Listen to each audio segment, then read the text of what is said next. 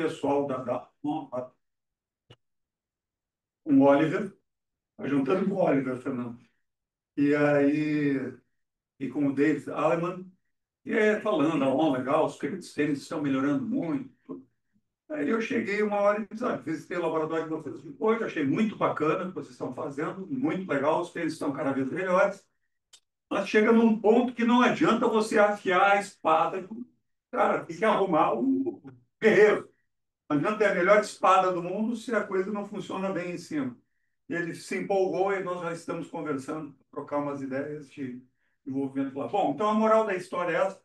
Eu quero, primeiramente, agradecer os nossos colaboradores disso, o Armando Barcelos, a Fernanda e o João Felipe, que se dispuseram de vir aqui conversar com vocês a respeito dessa proposta de prevenir lesões no ciclismo e melhorar o desempenho do ciclista.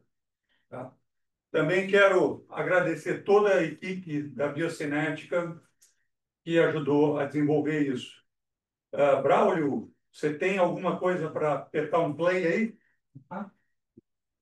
Tá bom. E tem da equipe?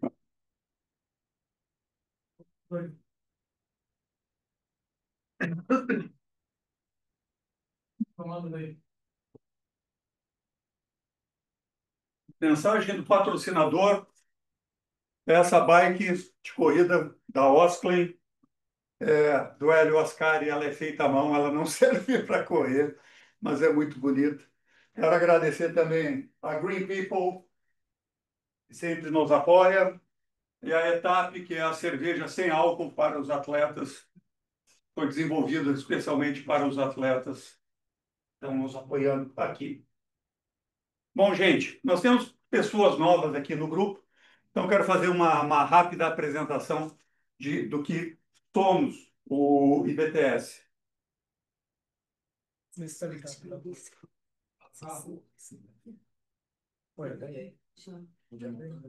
Agora foi. Então está aqui os agradecimentos à nossa equipe toda da Biocinética, o pessoal que ajudou a desenvolver esse protocolo, o Braulio, o Cauã, o Igor, o Jean e a Maria Luísa, que nos ajudaram na parte técnica do desenvolvimento desse protocolo de ciclismo, o Nicolas e o Thiago Chiba, desenvolvimento tecnológico. Ainda não, Braulio. A Sofia, a nossa gerente nacional. Está indo, vai na mão aí? Então tá, esse é o Instituto, nós somos o Instituto Sem Fins Lucrativos de Pesquisa e Ensino, análise biomecânica. Nós temos parceria com a Rush University de Chicago e com a Duke University lá em Durham para o desenvolvimento básico. Essas são as instituições que nos apoiam desde o início, que somos bastante gratos, que nós temos esse apoio para desenvolver as nossas pesquisas. Esse é o nosso grupo. Nós temos o nosso conselho executivo, que é o nosso braço direito, que nos aconselha, nos dá todo o advising, nos ajuda a desenvolver as nossas pesquisas, transformar as pesquisas em algo tangível para a sociedade. E aqui o nosso grupo de cientistas que desenvolve as pesquisas que são importantes para as evidências científicas. Nosso instituto é baseado no conceito de desenvolvermos a pesquisa científica, encontrarmos evidências científicas que são benéficas para as pessoas, mas não parar aí, como é no meio acadêmico. Nós temos aquele braço executivo que nos ajuda a transformar esses desafios clínicos em soluções de saúde. Essas soluções de saúde geram resultados financeiros que vão suportar o IBTS futuro. Então, é isso. Nós desenvolvemos a ciência e desenvolvemos o empreendedorismo da ciência desenvolvida. Bom, e qual é o conceito básico do nosso instituto? De onde nasceu a ideia desse instituto? É que o tripé da medicina hipocrática é baseado no conforto, na cura e na prevenção. Isso é medicina. Portanto, se nós temos uma criança que, por acaso, está com febre, diarreia, vômitos, nós não vamos dar uma lição de moral para a mãe dela, nós vamos dar conforto, nós vamos hidratá-la, dar um remédio para diarreia, outro para febre, mas o próximo passo da medicina sempre tem que ser buscar a cura do problema. Nós temos que identificar a causa e curar. O próximo passo para a medicina ser completa é que nós temos que atingir a origem do problema. Daí sim, nós podemos pensar em ensinar a ferver a água direitinho, reclamar na prefeitura para sanear o bairro, etc. Isso é medicina. Qualquer um desses pés que Não, não, é falte, uma reunião aqui que estão incompleto. fazendo. Portanto, quando nós Pode, obrigado. falamos do tripé da boa ortopedia Obrigado. hipocrática, sem dúvida, Essa água nós também já temos foi. que promover o conforto para o nosso paciente. Nosso paciente Quer tem mais água? dor, tem queixas, tem problema, tem limitações. Nós temos que fazer coisas que sejam desde fisioterapias, medicamentos, para dar o conforto. Não pode parar por aí. Não pode parar na onda de choque, não pode parar na mesoterapia, no remedinho, não pode parar aí. Não, é uma reunião Não, aqui de isso é um conforto. Nós temos que identificar e resolver a cara causa aqui do que problema. botou um negócio Então, os exames prevenção de de imagem lesão, não sei o quê. estáticos e funcionais nos dão Eu só tô ouvindo os bobeira. Você tava ali, eu diagnósticos já vou te e fechar, nós relaxa, vamos pelo amor de Deus. reabilitar ou operar, fazer o que for necessário para esses pacientes. Mas também não pode parar aí. Eu já comi. Mesmo que seja uma cirurgia. Cara, eu comi A carne, comi cirurgia cenoura, comi não tudo que você podia vai imaginar, mais atingir alguma a coisa. causa Chega. do problema. Ela vai corrigir a lesão criada. Então, nós temos que atingir a origem do problema, recondicionando funcionalmente esse indivíduo para que ele não venha a ter lesões futuramente. Então, esse é o tripé da boa ortopedia, que é o que nos norteia no IBTS. Nós sabemos que as lesões traumáticas, Rafu, consultório, trauma, 15%. Apenas 15% dos pacientes que vão ao consultório do ortopedista vão por um acidente, por um trauma direto, por algum trauma mesmo. Os outros 85% são problemas ortopédicos. A pessoa está vivendo, está fazendo as suas coisas e de repente vai sentir uma dorzinha no joelho, uma dorzinha no manguito rotador. Então, por que isso? Porque nós temos diversas variáveis que estão competindo, estão se convergindo para causar aquele problema. Cargas, flexibilidade, forças, etc. Não é apenas aquele gesto, aquela queda da bicicleta. E tem um fator que é ainda mais importante de todos: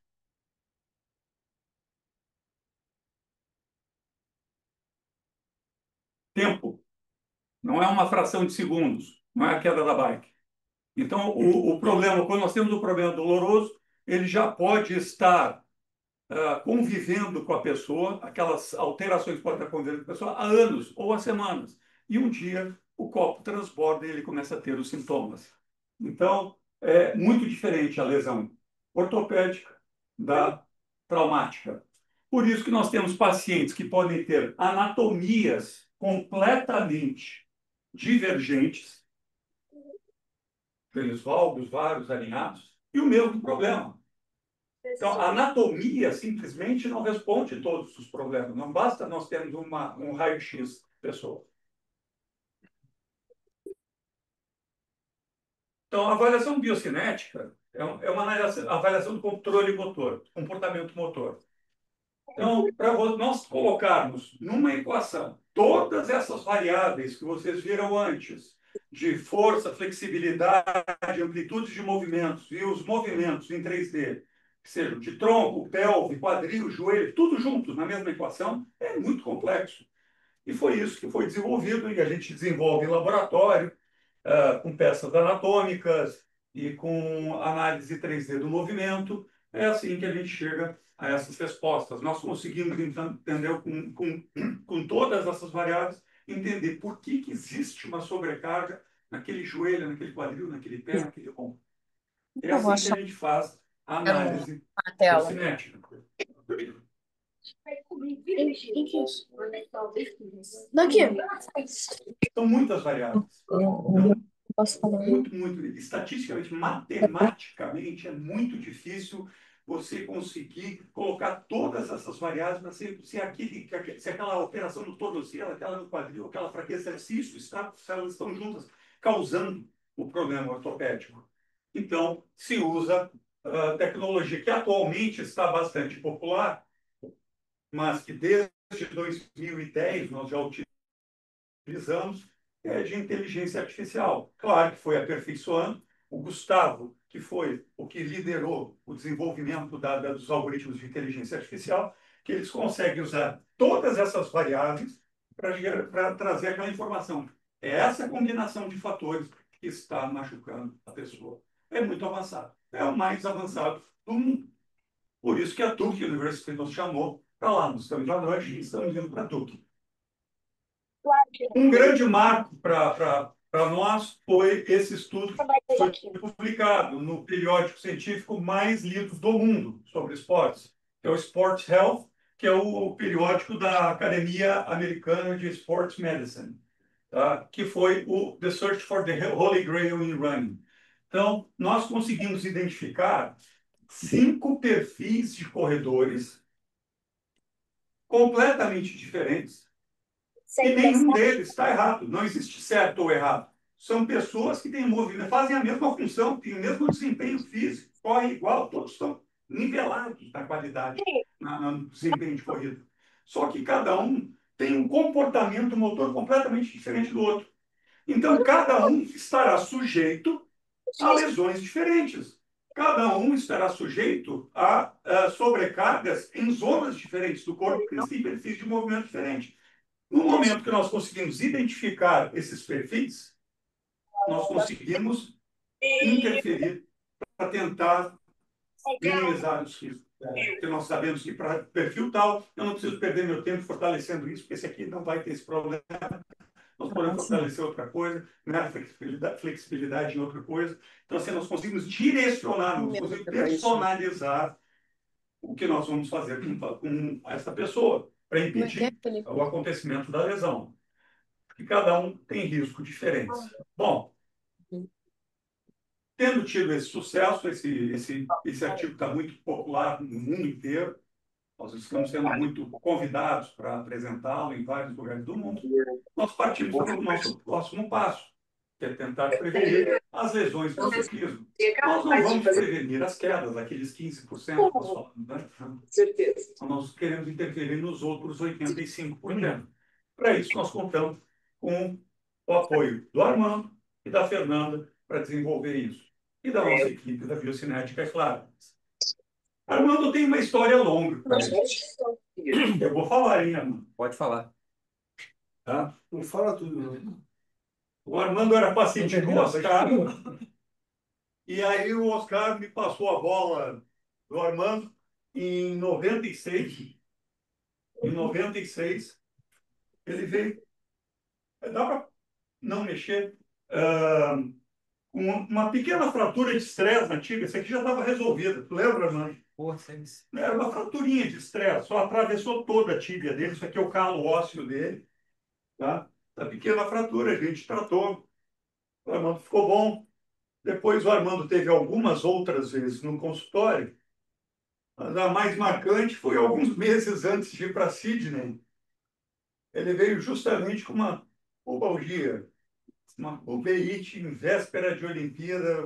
A abertura foi a introdução do triatlo nas Olimpíadas. Ele apareceu, nós conseguimos dar um jeito. Está lá o Armando aqui em Sydney. E o Armando sempre foi parceirão. Em 2015, ele já fez o primeiro teste de bike que a gente fez na Biocinética, foi em 2015. Você vê, não é fácil fazer ciência. Com 10 anos desenvolvendo isso, o Armando lá já sofrendo na época. Tá? E agora, em 2025, nós conseguimos concluir isso para trazer para vocês. A Fernanda Keller também é uma querida inabalável, é um exemplo de atleta que para nós é muito importante, porque a Fernanda tem uma particularidade muito interessante. Ela não lesiona. acho que as únicas vezes que você se lesionou foi aquela que te derrubaram da bike. Não foi? Entendeu? Então, assim, a Fernanda também nos apoiou muito no desenvolvimento disso. Ela tem um comportamento motor, assim, absurdamente perfeito. E aí chegamos a esse protocolo de prevenção de lesões. Ok? Então, é isso agora. O Gustavo vai apresentar para vocês o que é este protocolo de avaliação do ciclismo, que é realmente ele é inovador para o mundo inteiro. Gustavo vai dar a pincelada para entender de uma forma prática o que é essa ciência que nós desenvolvemos. Porque não basta a gente desenvolver o conhecimento científico, a gente tem que transformar ele em algo que seja tangível, que todo mundo aqui possa usar. Não adianta ficar lá no artigo científico. É essa transformação da ciência em algo que seja útil, prático para nós usarmos no dia a dia, é a parte mais difícil, gente. É muito difícil transformar a ciência em algo tangível e prático, viável. Por exemplo, laboratório de movimento, eu tive vários no mundo inteiro. Tive lá em Minnesota, de criança, pacientes neuro HSS, em Vail, Chicago, tudo mais. ah, São coisas que são assim, não são acessíveis para todos. Os laboratórios não são acessíveis para estão lá na universidade, leva dias para fazer, meses. Então, nós temos uma coisa que seja prática para pessoa, para as pessoas poderem usar no dia a dia. E é isso que a gente conseguiu desenvolver. Gustavo, tu vai apresentar isso para a gente, então? Claro que você passa para mim botar.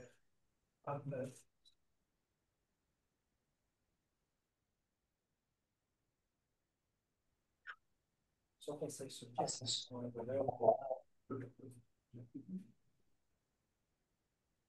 Posso passar aqui, por favor? Passei para outro. Passa mais um, por favor.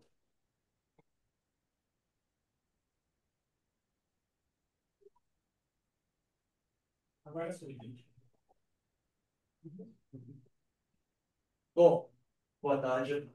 Bom, eu pedi para falar um pouco sobre o por trás das cenas ali, da parte biomecânica do protocolo que a gente mostrou, explicar um pouco sobre como ele foi feito, as variáveis que a gente avalia, e principalmente um pouco da ciência que tem por trás. Como o Léo falou, o nosso objetivo no Instituto é fazer ciência, mas não aquela ciência que fica no laboratório, aquela ciência que a gente não usa para muita coisa. Ciência aplicada para vocês que são treinadores, que são fisioterapeutas ou entusiastas, que pedalam e que se interessam pelo tema. Então, o protocolo, a proposta dele é não trazer informações, não é trazer informações que você já tem no treinamento, mas como a gente pode complementar o que você já faz na parte de prescrição de planilha ou de intervenção do dia a dia para uma intervenção mais objetiva. Passa um branco. Bom, então, rapidamente aqui, o Léo falou, a gente vai focar muito na parte de lesão de overuse, trauma, tem muito o que falar, queda. A gente tem ciência bem recente, publicada sobre lesões no ciclismo, mostrando que as 4 principais hoje patologias, principalmente dor lombar e dor no joelho. Um estudo American Journal mostrando que, apesar do joelho não ser a patologia mais comum, ela é a mais debilitante em termos de retirar do treinamento. Então, um dos pontos que a gente tem quais são as variáveis que estão associadas ali à sobrecarga no joelho e na lombar e também tendão de Aquiles. Quando a gente pensa num ponto de vista bem teórico do que é uma lesão, bom, uma lesão ortopédica nada mais é do que uma relação entre a demanda que você tem daquele atleta e a capacidade que ele tem de aguentar aquela sobrecarga. Então, quando a gente pensa em demanda, vou extrair isso para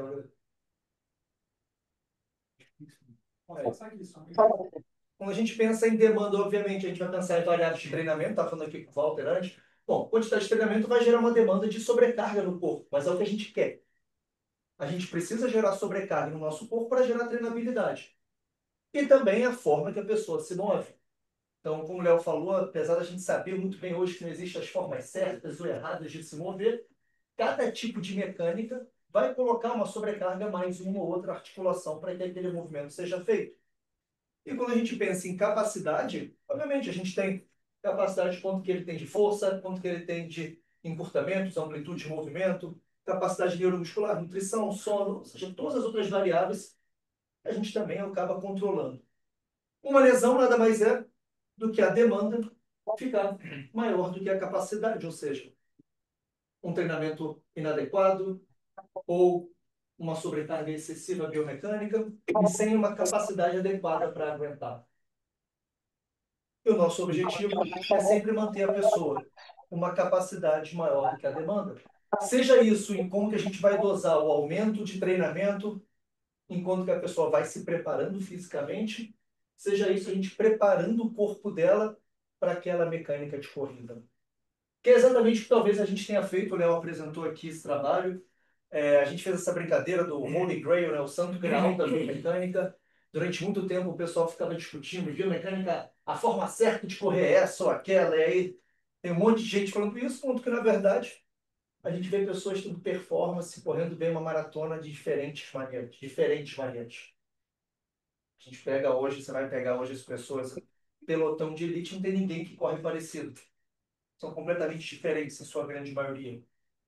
E talvez a grande visão que a biomecânica mudou nos últimos anos, que a biocinética mudou nos últimos anos, da avaliação biomecânica convencional, que acredito que a maioria de vocês já tenha se exposto a algum momento na vida, é sair um pouco daquela visão de, ah, não, você tem que fazer uma avaliação para saber se sua corrida é boa, ou para saber se você se move bem.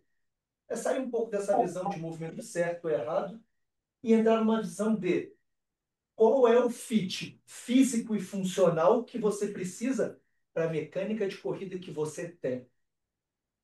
Nosso objetivo foi sempre modificar essa visão de certo ou errado e a minha avaliação ela serve hoje para caracterizar, então a gente começou a criar certos gráficos mostrando se ele tem mais força de reação do solo, mais oscilação vertical com relação com cadência e como é que essas variáveis elas estão interrelacionadas para entender quais são os tipos de treinamento físico, ou seja, complementar ao que é prescrito nas planilhas de treinamento, para que aquela pessoa tenha uma boa capacidade muscular para aguentar o treinamento que ela faz.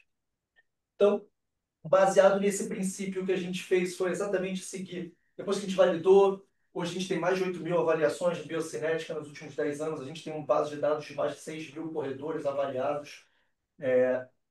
Então, a gente tem hoje um volume muito grande e a gente seguiu no mesmo raciocínio para avaliação do ciclismo. Obviamente que a gente sabe que não existe esse lance de prevenção de lesão. Isso é uma utopia que a gente sempre fala. A prevenção. O objetivo que a gente tem é mapear pessoas que têm um risco maior do ponto de vista biomecânico ou pessoas que têm um risco menor do ponto de vista biomecânico. Como simplesmente mais uma pecinha do quebra-cabeça que a gente vai encaixar na parte fisiológica, na parte nutricional, na parte psicológica e tudo isso. E a proposta é exatamente como é que a gente trabalha em termos de identificar se aquela pessoa tem uma boa aptidão neuromecânica, ou seja, se mecanicamente ela tem um bom condicionamento, porque ela pode ter um bom condicionamento cardiorrespiratório, ela pode ter um bom condicionamento de diversas variáveis, mas mecanicamente ela não é eficiente. E ao mesmo tempo identificando se essa pessoa ela tem aptidão neuromecânica, ou seja, ela entrega performance do ponto de vista mecânico, mas se ela não entrega um baixo risco de lesão. Então, pensando nisso, a gente foi na literatura e, como o Léo falou, conversando muito com a Armando, Fernanda, a gente trabalha hoje muito com o Felipe Carpes, que hoje é o presidente da Sociedade Internacional de Biomecânica, com o Rodrigo Bini, que hoje é professor da La Trobe University, são os caras que mais publicam sobre biomecânica do ciclismo do mundo. Para quem não sabe, o Brasil tem os pesquisadores que mais publicam sobre biomecânica do ciclismo no mundo inteiro. Eles têm um livro mais famoso de biomecânica do ciclismo, são os brasileiros. E exatamente do ponto de vista mecânico, o que a gente quer? Vocês, como treinadores ou como ciclistas, querem que a pessoa entregue potência, aquela relação potência-peso, que vai fazer a pessoa ter uma boa performance. Se as pessoas mais leves vão entregar uma potência boa, ela vai conseguir ter boa performance. Do ponto de vista mecânico, o que a gente quer? Força efetiva. Então, quando você pensa em fazer força no pedal, a tua força não é aplicada só para baixo, ou perpendicular ao pedal. Você aplica a força tridimensional.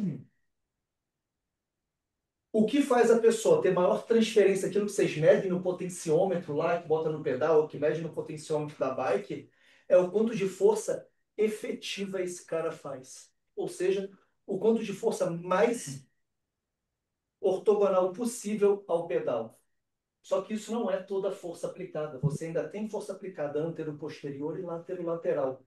Que são forças teoricamente inúteis para você gerar aumento de potência. Então, quanto mais força lateral-lateral e antero-posterior a gente aplica, menor é o desfecho que você tem de força efetiva para gerar potência. Então, esse é o princípio fundamental biomecânico quando a gente pensa em eficiência no ciclismo. E o que a gente sabe hoje é, quanto mais consistente é a aplicação de força em todo o arco do pé de vela ali, toda a angulação de 360, quanto mais consistente é, ou seja, isso é uma variável que a gente mediu, quanto mais fluida é o movimento, quanto menos você varia a tua aplicação de força ao longo do pedal, e aí, obviamente, o desfecho não de uma perna, mas pensando no giro completo somatório das duas pernas, quanto menor essa variação de aplicação de força, mais eficiente você é, menos energia você precisa gastar. E é exatamente isso que a gente, uma das variáveis que a gente começou a medir. Aqui a gente tem, obviamente, o deslocamento, é um círculo, obviamente, de vela, mas o mais importante, se vocês olharem para esse pontinho aqui, eu fiz essa filmagem, que é uma filmagem que exatamente ela mostra o quão fluido esse movimento é. Ou seja, quanto maior é a variação de força que você vai aplicando em cada angulação que você tem, maior é o teu gasto energético, menos potência efetiva você está aplicando para o que a gente realmente precisa. É exatamente isso que a gente começou a medir. Então, a gente mede o nosso protocolo, a gente definiu fazer cadência controlada. Então, o ciclista fica em aproximadamente 85 RPM, 85 a 90 RPM, e a gente pede para ele trabalhar uma zona moderada, ou seja, um borg de 2 a 3, é isso, 3 a 4, né, Braulio? Borg 3 a 4, e depois ele fazer um borg em torno de 8, ou seja, moderado e um pouco mais intenso, não máximo, ainda mais intenso. Mantendo cadência controlada, especificamente para a gente conseguir ver as variações específicas disso. E quando a gente pega isso aqui não é o deslocamento, isso aqui, se vocês olharem mais de perto, é a mudança de velocidade. Em azul a gente tem o normal. Vocês estão vendo que esse amarelinho ele não é um círculo perfeito? Quanto mais ele se afasta do círculo perfeito, quer dizer que ele está variando mais a velocidade dele ao longo do pedal. Quanto mais esse círculo se afasta de um círculo perfeito, menos fluido ele é, menos força efetiva ele está aplicando no pedal. E essa é uma das variáveis hoje que biomecanicamente tem sido muito exploradas. A gente está rodando alguns trabalhos técnicos hoje lá com o pessoal da Austrália sobre isso. E é uma variável que a gente já consegue medir. E a segunda variável que a gente mede é a flutuação da cadência. Ou seja, quanto mais constante você mantiver a tua cadência ao longo do ciclo de pedalada, também menos variação você está realizando. Considerando, obviamente, quanto mais a tua capacidade numa condição controlada. A gente não está falando isso aqui numa prova. Mas num teste controlado, quanto mais constante você conseguir manter sua cadência, significa que você está variando menos a tua produção de força também. Então, aqui a gente consegue medir exatamente isso. Em azul, a gente tem aqui a cadência de um atleta que a gente mediu. Em azul, quanto que é o máximo que ele poderia fazer essa flutuação, de acordo com a nossa parte normativa, e o quanto que ele está fazendo de flutuação, se a flutuação da cadência dele está adequada, ou se ele é uma pessoa que não consegue manter um steady state de aplicação de força ao longo do ciclo de pedalada. Então, essas duas variáveis são as variáveis de aptidão neuromecânica associada ao quanto de força efetiva e consistência, né? Então, estabilidade rítmica que ele está fazendo ao longo do ciclo. Uma segunda variável que para a gente é muito importante no ponto de vista biomecânico, eu sei que quando a gente pensa em performance, a gente começa a pensar em potência, relação potência, peso, mas do ponto de vista biomecânico, você pode aplicar aquela potência no pedal de N diferentes maneiras, em termos de contribuição das articulações, desde tronco e pelve até o quadril, joelho e tornozelo. Você pode usar mais quadril, menos joelho, mais quadril, mais pé, mais tornozelo. E, obviamente, você vai influenciar a distribuição de carga. O que a gente tem de muita evidência hoje na literatura é que uma das variáveis que a gente consegue estimar a quantidade de potência gerada nas articulações é o quanto de amplitude de movimento ela está aplicando ao longo do ciclo. Então, em condições controladas, se a gente aumenta a amplitude de movimento de uma articulação, você aumenta a velocidade angular dela e a potência nada mais é do que a velocidade angular vezes a força. Então, se você aumenta muito a velocidade angular, ou seja, o arco de movimento dela, você aumenta também a demanda daquela articulação. Então, o que a gente tem hoje? Mais ou menos uma distribuição, não é o caso de ficar discutindo a parte técnica do ciclismo, mas a gente tem ali na literatura alguma evidência sobre distribuição de potência ali nas articulações, e é interessante também, a gente tem diversas evidências mostrando que alterações no quadril são compensadas no joelho. Ou seja, você trabalha numa amplitude de movimento reduzida no quadril, o nosso corpo é capaz de manter a potência final do pedal igual, aumentando a demanda de outras articulações. E essa maneiroplasticidade incrível que o nosso corpo tem, só que, obviamente, a gente paga o preço. E a gente tem evidência para menor do joelho, que compensado. A gente tem evidência para todas as alterações.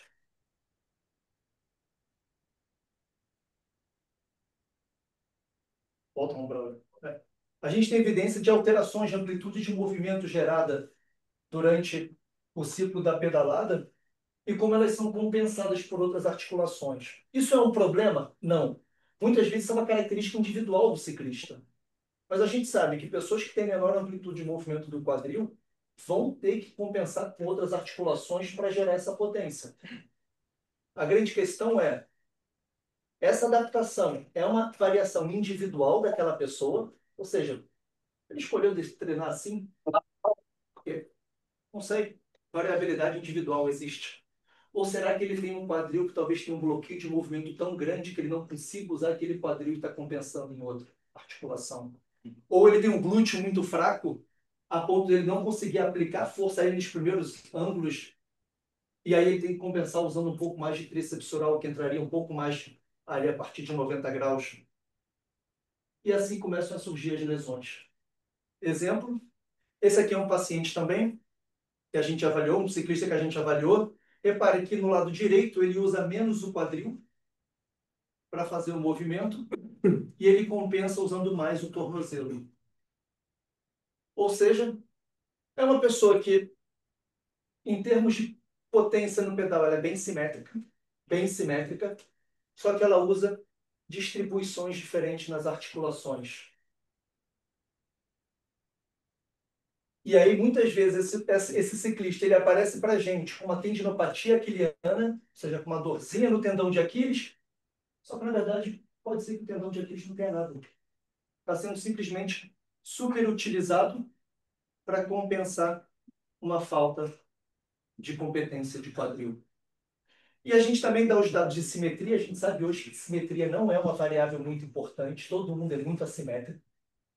Não existe um relato na literatura, não existe consistência mostrando que existe simetria, mas ela é um bom indicativo para a gente saber essas compensações. Aonde está tirando e aonde está colocando. E aí, por último, depois dessa variação, é obviamente os movimentos compensatórios. Ciclismo, basicamente, a produção de potência é feita no plano sagital. Então, a gente tem tríplice extensão, com tríplice flexão, quadril e tronco, bacia e tronco contribuem pouco em termos de produção de potência, de uma forma geral, mas a gente tem diversas pessoas que compensam os movimentos. Exemplo, existem aquelas pessoas que fazem aquelas compensações excessivas de tronco e bacia, pedalam. E aí, obviamente, isso pode estar relacionado ao próprio ajuste de bike, mas uma das coisas que a gente estabeleceu a gente não tem interesse, não é o objetivo fazer bike fit, pelo contrário. Um dos pré-requisitos para fazer a avaliação é ele já ter a bike considerada ajustada. Por ele, pelos treinadores, ele tem ido em alguém que faça o bike, mas teoricamente aquela bike está afinada para ele. Então a gente não está discutindo uma pelve mexendo muito porque o selim está muito alto. Então, e a gente sabe hoje, por exemplo, que a principal variável relacionada ao desenvolvimento de lombalgia é o hipermovimento lombopélvico do ciclismo. E aqui a gente consegue medir exatamente a área. Olha que legal. Em azul a gente tem padrão normativo. Olha como é que o tronco dessa pessoa mexe muito pouco, como eu espero. Está dentro da área de movimento. Só que olha a bacia dela em amarelo mexendo muito mais. Ou seja, ela compensa por algum motivo com essa bacia. E o que a gente faz exatamente é o porquê que ela está compensando muito. É uma incompetência de membros inferiores, ela não aplica potência nos membros inferiores, ela acaba tendo que deslocar mais peso. É um encurtamento de quadril, que ela não tem dissociação. É simplesmente técnica dela. Posso fazer uma boa técnica? Nesse caso da pelve, muito legal a tua exploração ali, falando dos desequilíbrios, né? A gente percebe isso, e a gente consegue extrapolar porque a gente não faz, né? Que deveria fazer mobilidade, força e tal. Nessa questão da pelve, claro que tem a descompensação ou desequilíbrio ou assimetria normal, você tem um padrão de normalidade, essa diferença, ou não, né? Para aqueles que tem, né? Mas muitas vezes a altura do cilindro ela é determinante nisso, né? E uma coisa que hoje me preocupa muito quando eu vejo os ciclistas pedalando, e principalmente os triatletas, é, primeiro, a largura do banco. Isso interfere diretamente na tua forma de apoio físico, né? A altura do cilindro, que muitas vezes faz com que ele bascule a bacia, pois está geralmente muito alto, né? Como nós somos praticamente todos assimétricos, e aí, se todos fizéssemos um exame de escalometria, todos nós teríamos um comprimento de membro inferior diferente. Na aula Isso também ficou, interfere na sua tô vendo a altura. aula que eu cheguei atrasado. E a equipação do cilindro, né? Que faz com que, principalmente os iniciantes, os atletas que têm o hábito de pedalar uma posição mais agressiva de tom, né? Eles pedalem sempre escorregando para frente. Então, você tem como, nessa hora, interpretar, avaliar ou perceber isso. E outra questão, a avaliação, quando ela é feita, a pessoa traz a sua bicicleta, normalmente. Sim, sua própria bike, o seu ajuste. É. Não, perfeito, Walter. Ponto número 1. A variável hoje que a gente sabe que mais influencia é a altura de selim. Inclinação também, altura, o formato também, mas a altura de selim é predominante porque a pessoa tem que cambar para um lado e para o outro se o selim estiver alto. Então, um dos requisitos que a gente colocou é, tá, vem com o que você considera de bike fitada. Eu sei que hoje tem essa discussão, se precisa, não faz, como é que faz, quanto que é o ajuste, é acima ou abaixo, mas a gente considera que aquela bike está ajustada. Então, a gente não entra nessa discussão específica. Como quando ele vem correr, ele vem com o tênis dele de corrida. Ele vem com o tênis dele. Entendeu? Agora, é claro que se você olha uma bike que está tecnicamente um fit feito, e a gente vê uma hipermobilidade de pelve, e você não encontra nenhuma outra variável, mas você está sentindo que ele não está evoluindo, pode fazer isso. Tendo ajuste, subir um pouquinho a bike, mesmo sendo fora do convencional do fit. É um dos ajustes, inclusive, que a literatura mais recomenda.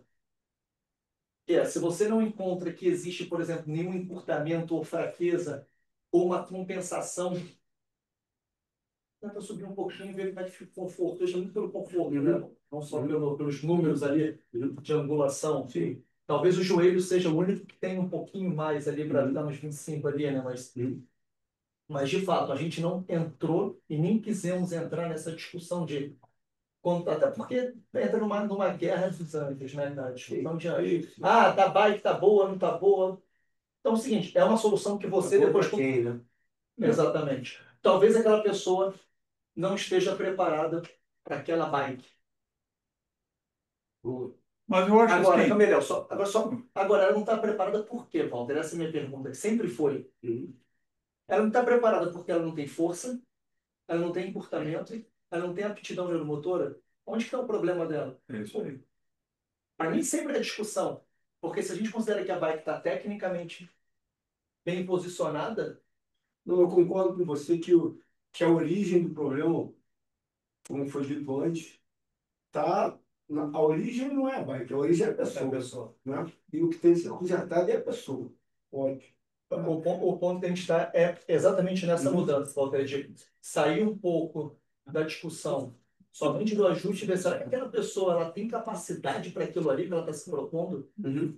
Essa é a minha preocupação, porque acontece exatamente igual na Covid, você vê. O cara comprou o tênis de placa de carbono, ele comprou o óculos, comprou os melhores. E ele corre a 6,30, não Ele- serve pra nada. Não, e ele não faz todo o resto dos outros treinos. Mas se você vê essa diferença, né? Ele não está pronto para essa bicicleta, mas se talvez algum tipo de ajuste fosse feito ali, vocês não vão entrar nessa parte do fit, Não. mas até qual é essa linha tênue de é o atleta ou é o fit que Olha a gente só, vai ter que fazer? teoricamente, se é alguma coisa relacionada a fit, você espera que essa alteração seja simétrica dos dois lados. Concorda comigo? Sim. Armando, mais ou menos. nem Se é um fit puro, Mas é. assim, se o banco, o selim está muito alto, puramente selim alto, ele acaba tendo que compensar para um lado e para o outro. Essa compensação, ela é muitas vezes por conta da técnica também, né? Na maioria das pessoas, assim, 97% da força que você faz é para baixo.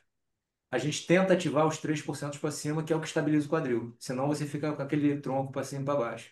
Quando a pessoa pedala marretando, que a gente chama que só faz força para baixo, ela tem que compensar de alguma forma isso com o tronco. Quando ela passa a ter um discreto, né, uma força discreta para cima, ela começa a estabilizar um pouco mais o quadril. Mas mesmo assim, eu já fiz fit de pessoas que não só desestabilizam assim, como assim também. E isso eu não sei explicar o porquê, mas eu sei que faz. Ó, Armando, o legal é que quando esse cara começa a aplicar esse grau de força não consistente ao longo do ciclo, que é por falta de técnica, Sim. a gente pega naquela primeira variável. Variação de cadência. Que a gente vai pegar o seguinte, ó, esse cara não tem técnica, aptidão neuromecânica para aquilo, ou seja, a mecânica dele de pedalada é ruim. Aí eu pego isso.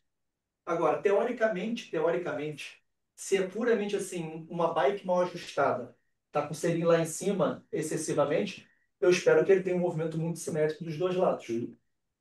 Não, é bem simétrico, mas às vezes tem diferença até por questões de diferença de membro, né? Ele tem uma perna sempre mais curta que a Mas outra. aí não é só o selim que a gente está falando. É. Aí começa a vir essas outras variáveis que vão aparecer. Perfeito.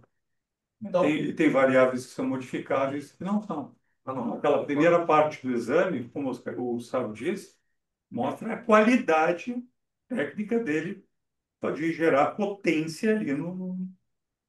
O resto do exame vai dizer se aquela potência está sendo feita em cima de uma competência ou está sendo feita em cima de uma gambiarra. Que isso aqui é uma gambiarra. Esse lado tem mais mobilidade que esse, por quê? e você Ele pode ter um problema na lombar, mas ele pode ter uma restrição de quadril aqui, ou querendo impor mais força aqui, uma fraqueza aqui, uma restrição aqui, podem fazer isso.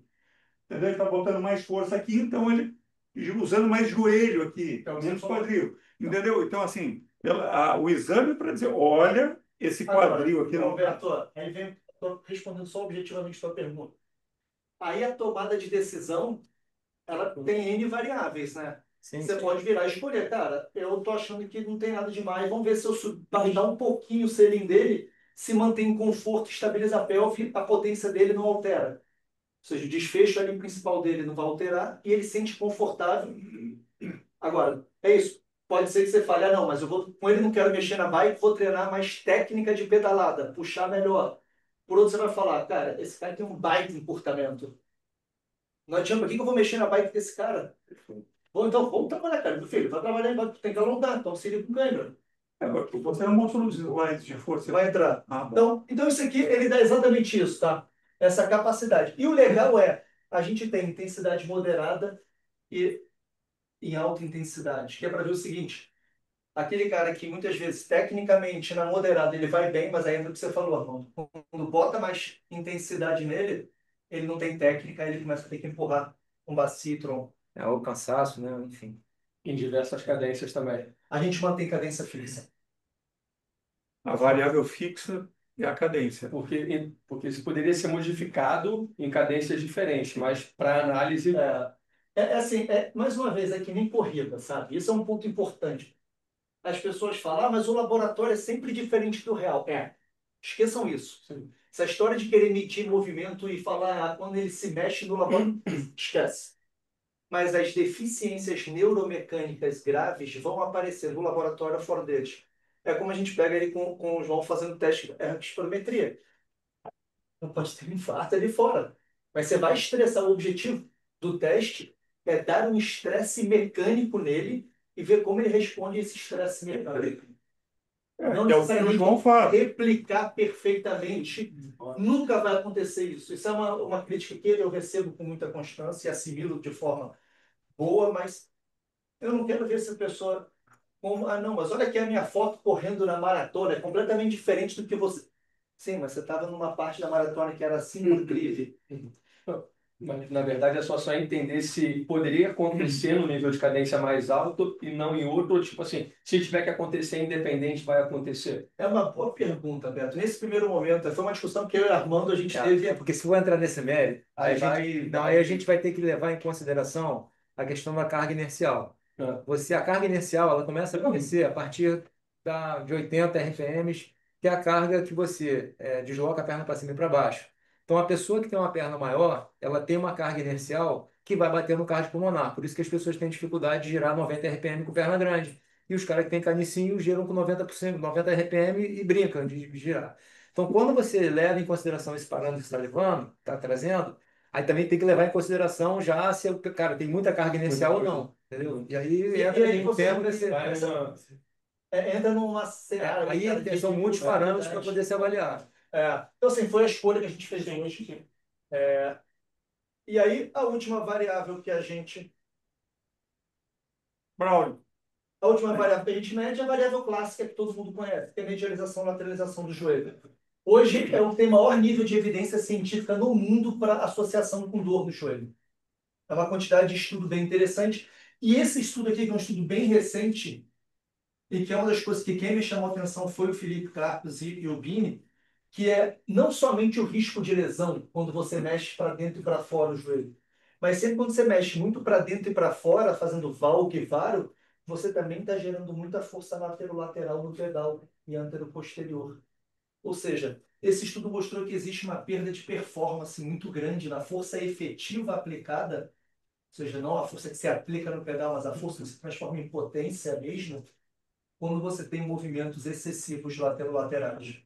Então, essa daí é uma outra questão, né? Porque a largura dos isquios ali, ela acaba interferindo na abertura que você dá no pedal.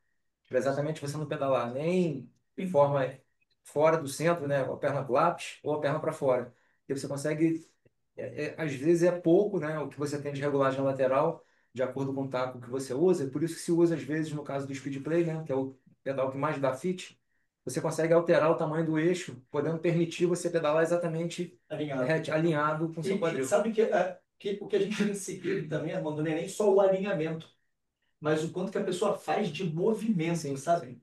Porque às vezes o cara tem um alinhamento em valgo, porque o joelho dele já é valgo, mas ele se mantém em valgo o tempo todo, né? Ou ele tem aquele alinhamento em varo, ele se mantém em varo o tempo todo. Então, a variável que a gente mede... Deixa eu voltar aqui. A variável que a gente mede aqui em azul é o normal, em amarelo o da pessoa. Então, isso aqui, Armando, é o quanto que ele faz, olha, Exatamente. de transição, e aqui é o quanto que ele faz o dele. Olha só o movimento dele, como é que é muito mais diagonalizado do que esse aqui, que é muito mais verticalizado.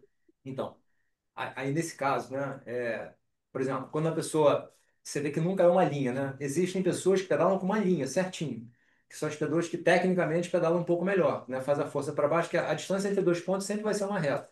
Então, para baixo ele vem reto. E para cima ele afrouxa, como ele não puxa para cima, ele afrouxa o joelho abre. Então, fica aquele ovo, se você olhar diferente do pedal.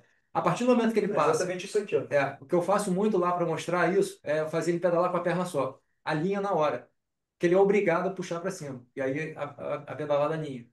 Às vezes ele alinha, mas alinha de forma torta. Mas ele fica bem mais em cima do eixo, para cima e para baixo igual. Legal. Isso é bem legal, mas essa é uma das variáveis que eu sei que vocês se preocupam muito, né? Que é o quanto que ele faz de a Lateralidade. flanagem medial e lateral. Hoje a gente consegue calcular com muita precisão a área que ele transita, não só o deslocamento, mas é a área percorrida por ele. E principalmente aqui a gente consegue ver a direção que ele está fazendo. Isso é um dado bem legal. Quanto maior a área, mais o desperdício de Mais potência. desperdício, concordo. E maior o risco também de você ter sobrecarga no joelho. Você está fazendo pedalada exatamente assim, né? Medializado. Então, óbvio, legal, acho que agora respondendo sua pergunta, Assim, e mesma coisa, Beto, respondendo a pergunta de vocês. aí nós... Pô, legal. Sei lá, Aquilo ali é técnica, direto. é a pessoa que pedala daquela forma, ou seja, por algum motivo lá, o teu aluno decidiu que ele não usa muito quadril e ele compensa usando mais joelho. Ou será que isso aí é alguma adaptação por ele ter uma deficiência física mesmo? E a gente complementa todos os testes com amplitude de movimento e força. Então a gente faz uma bateria desde lombar, quadril, joelho, tornozelo e pé, para ver onde ele tem os encurtamentos posteriores de coxa, tornozelo, ou seja, de maneira muito objetiva. Será que quando ele faz, a gente pega diversas pistas que não mexe também nada do tornozelo, né? Fica neutro o tempo todo. Aí o cara não consegue alinhar para aplicar força. Esse aqui é um deles. Olha o padrão de amplitude de movimento do tornozelo dele. Ele não tem nem dorso nem implante. Principalmente no direito. Ou seja, ele fica com o tornozelo duro. Bom, será que ele fica com o tornozelo duro por causa de técnica ou porque ele não tem hábito de movimento? E às vezes a gente fica ensinando o cara, não, tem que pedalar assim, aplica a força assim, solta mais o tornozelo. Ah, não, ajusta a bike para isso, ajusta a bike para aquilo. Quando que não é verdade. Tem um pessoal que, né, que pedala de salto alto. Essa é a galera que vem do spinning. Ô, meu Deus, isso dá um trabalho danado. Porque a galera bota o banco alto para fazer menos força e acaba pedalando com o banco alto e acostuma pedalar de ponta de pé. E aí, quando vem para a rua, acaba vindo com a ponta do pé também. Ou então, a síndrome do cara baixo. Que a vida inteira ele pedalou com a bicicleta alta para ele não consegue. Só o lado direito, né? É, O lado esquerdo, A planta normal. é os dois. é, Não, tem isso. Então, tem.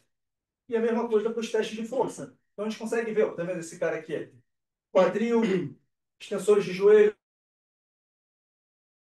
flexores de joelho, toxoflexores, flexores plantares. O cara é forte. Vai ficar mandando esse cara fazer musculação para quê? Musculação pura, tipo, fazer trabalho de fortalecimento. Pode ter trabalho de coordenação neuromuscular, pode fazer um trabalho de um ganho de mobilidade. Agora, vai ficar botando para botar 3 séries de 10 de agachamento intenso, cara que já é forte pra caramba, ganhar força pura. Claro que a gente não está minimizando aqui a musculação, assim, a gente ganha de força, mas no final das contas, quando a gente fala para o cara fazer musculação, é o quê? Vai botar carga de agachamento, vai fazer cadeira extensora, vai fazer panturrilha. E a maioria das vezes, o que acontece é que o cara não tem saco para fazer. Ou ele não tem tempo. Ninguém tem tempo. Se você mandar ele pedalar 2 horas, ele tem tempo. Agora, para correr, para musculação, ele não tem tempo. Então, uma das coisas que a gente começou a fazer durante muitos anos, isso tem muita evidência científica. E na educação física a gente se preocupa nisso, na fisioterapia às vezes não. Quanto mais personalizado o treinamento for para as demandas individuais, melhor e mais rápido o resultado. Tem bastante evidência disso. Isso para musculação também. Treinamento de força. Mandar para o cara fazer exercício de musculação, o cara que já é forte, é você pensar que o cara tem que ganhar, entrar numa janelinha desse tamanho. Quanto mais destreinado ele é numa variável, maior a janela de ganho dele. Então, por que ao invés de a gente não, em vez de generalizar muitas vezes, faz um alongamento, faz musculação, a gente não avança hoje para a parte dele. O teu pedal tem essas demonstrações aqui, tu tem essa mecânica de ciclismo. E você tem essas variáveis físicas. Vamos trabalhar essas valências físicas, quadril, o que de joelho, o que de tornozelo, o que de core, para capacidade de, naquela tua técnica de corrida, você se manter o possível de se machucar. Então, essa é uma introdução, né, que se estendeu um pouco, mas as perguntas valeu muito, foi muito legal. Beto, você ia fazer uma pergunta? Pode ficar à vontade. Então, a grande questão, como você falou lá no início, é conseguir trazer isso para a prática, né? Dentro de um mesmo movimento, enquanto a gente está pedalando, a gente pode recrutar as musculaturas diferentes para o resultado final ser igual. Seja por uma restrição de movimento de alguma articulação em si, seja por uma opção. Quando a gente começa a observar que a pessoa tem essa opção, e a gente vai querer estimular aquele movimento na Fernanda Keller está articulação, falando a aqui. gente vai ter que fazer um ensinamento Fernanda de Keller, atleta. coordenação motora para ela conseguir melhorar a neuroplasticidade daquele movimento e conseguir ser mais efetiva. E o grande ponto vai mandar o cara para musculação, não necessariamente ele vai ganhar força e vai conseguir traduzir aquilo para movimento. Então, além dessa avaliação ali, e se eu não me engano, a 3D tem os exercícios indicados até para corredores, tem o F. Vai existir alguma coisa desse link do 3D, cara? Vê só, você não está conseguindo comandar o teu cérebro para ativar a musculatura o suficiente para essa pedalada. Porque isso não vai adiantar, vai vir aqui, vai fazer toda a avaliação, vai fazer. Como é que a gente vai fazer isso realmente para jogar? Porque na rua é impossível fazer isso. Em primeiro lugar, a segurança a pessoa não vai conseguir fazer. Antigamente, o pedal da Garmin, ele dava a suavidade e a efetividade. Depois, quando lançaram o 3, eu parei de usar, foi praticamente a Soma que Mas cortou assim, de falar, todos fala esses eixos besteira aí que também, né? davam. Então, assim, acabou Eu ficando aqui de limitado. conversa ali, entendi. Mas essa tradução do exercício, como acontece essa tradução do exercício para realmente a gente E ver aí depois isso lá ela, na ponta ela falou, acontecendo? ai, passei Legal. lá e vi que Estratégias tava não aquele alguma coisa. carro da Venus Lídia, enorme. uma das coisas Pois que a gente é, faz, a gente tem, você sabe, o Capaz. PCD App, é pra nosso, gente meu não, mas do outro lado aplicativo, deve atrapalhar. e sempre a gente Deve estar oferece on sendo o fim demand. da Então, linha cara, do as outro lado. pessoas perguntam, o que que você sugeriria de exercícios Aí que o negócio específicos é, para essa pessoa? ela teve um Seja dia que exercício, ela a maioria apareceu delas, com aquela quando RAM ela fala, lá, cara, esse cara é eu fraco, encontrei com ela e a Andrea na musculação garagem mesmo, conversando. base. Então, os caras, E ela fala, não, não cara, tem vai fazer problema, não sei o programa quê. de Tá mobilidade, vendo? ou Aí você vai tolera fazer um um trabalho de terapia manual e e tal. agora Todos. você não vai tolerar Ou o on outro. demand, você fala, Ou você Gustavo, tira pô, me dá umas tudo, sugestões de ou exercícios deixa que servem tudo. para Foi isso isso que eu falei com ela. no protocolo. A gente tem Cara, o que que que você tomar uma recomendaria decisão. para esse cara em termos de Ou exercícios para tolera ele todo fazer em mundo, ou não casa? tolera ninguém. Uma das características que a gente preza muito, e Ah, por vai. experiências de Acho lidar que com eles vão esses ficar caras, a brigando por maioria causa que, disso. ou somos nós, né, porque também nós somos Igual eu também seu falei grau com de o cara das preguiçoso, crianças, ou ocupados não demais, que incomoda tem tanto. menos interesse. Enche o saco. Então vontade Mas de o bater que na que a gente porta dela consegue todo fazer? A dia. minha regra é o que que a gente Só consegue fazer que, com assim, só que aí, na 3 ações, 20 verdade, minutos o que dá pior certo. é na hora que for Eu vender o peço, E a por gente apartamento, favor, que a para pessoa vai olhar, desligarem putz, todo sem mundo aqui precisar se de viola. aparelho, o áudio, cara por pode É favor, fazer chato, durante a né? Não acompanhamento reunião. de aguentar? elástico, ele Não, pode fazer em está Não, casa tentando com escutinha. aquecimento não quero. pré-workout. Ele não atrapalha nada. Pré-corrida, Todos os isso é legal. apartamentos têm vagas Esse é o que a laterais. gente faz Pra você hoje, que tem como eu acredito. tá Agora é óbvio, no você tem aqueles shopping, loucos. ele a porta. Que é o cara que adora treinar também Usuário neuromuscular, iPhone força e 7, por Esse é o tudo. favor, problema, mas não desligue o Cara, lateral. pode microfone. Ah, no fazer um fundo eu programa de uma concordo, mas hora. lateral não Ele tem vai que gostar de fazer. fazer. Ele O teu curte. também atrapalha a Quando lateral. tem aluno, A largura é paciente que tem. padrão. Pra Então, trás sim, mas do lado não. a tradução é exatamente nisso, tá?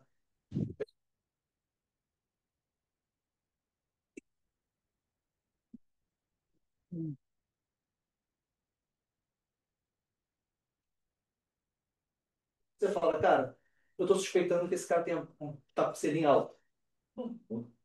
Vamos falar isso aqui Na mesa, na né? discussão. Então, assim, resumidamente, para você, o exame, inicialmente, ele mostra a qualidade da transferência de potência para o pedal. Pronto, partimos de um ponto fixo. Tem eficiência do pedal. Depois, enxerga quais são as gambiarras biomecânicas para ele transferir aquela potência para o pedal. Se há gambiarra ou não. E se há gambiarra, se isso vai ser um problema físico, se isso é um problema físico, é um problema técnico. Entendeu? É isso que o exame traz. Primeiro, ele mostra se tem eficiência e se tem alguma adaptação. Porque o que acontece? Uma lição básica, nós temos leigos aqui também. Uma lição básica do comportamento motor. O nosso comportamento, o nosso cérebro comanda o desfecho final. Então, se eu resolvo botar uma colher de sopa na boca, eu vou colocar. Se eu tiver uma artrite no punho, uma tendinite no manguito rotador, eu vou dar um jeito de botar. Se eu tiver alguma fraqueza aqui, eu vou botar a colher de sopa. Se eu quiser pedalar, eu vou pedalar. E o nosso cérebro, não conscientemente, não pensa vou fazer tudo perfeitinho. Ele vai dar um jeito de dar a pedalada. O que nós precisamos ensinar para o nosso cérebro é o melhor caminho.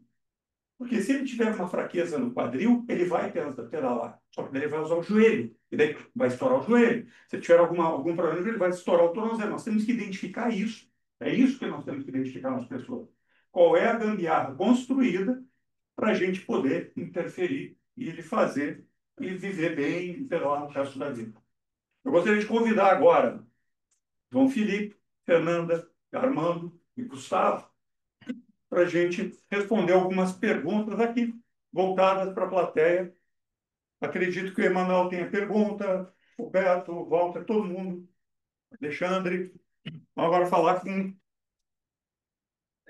os grandes experts.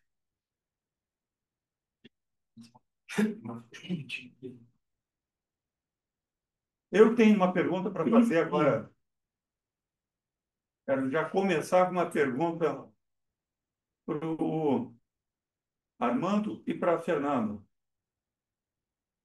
Como é que vocês fizeram?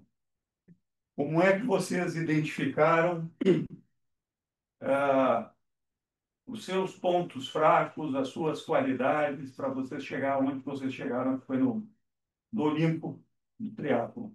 Posso começar? Bom, primeiro eu agradecer o convite. É uma honra estar aqui com vocês, poder compartilhar um pouco das nossas experiências, principalmente para parabenizar o Léo e ao Gustavo, que eu tanto admiro o trabalho de pesquisa, de ciência. A gente vem aqui numa aula dessa para aprender muito.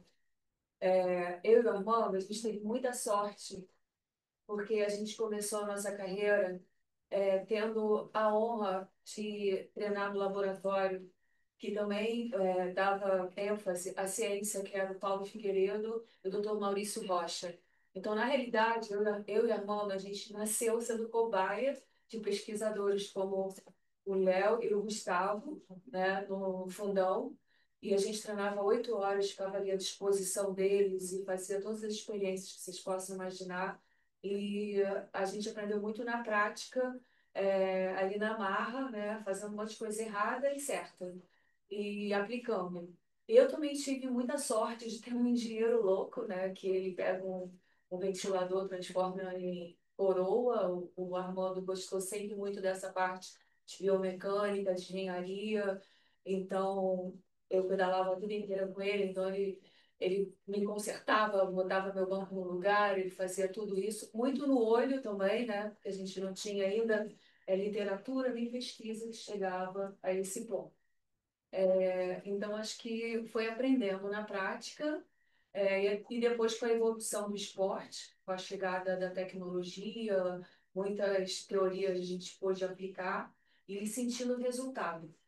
Se vocês podem perceber, um contrarrelógio, seja no triatlo ou no Tour de France, você não vai ver um ciclista com a mesma posição, nem de selim, nem de nada. Cada um tem uma posição diferente.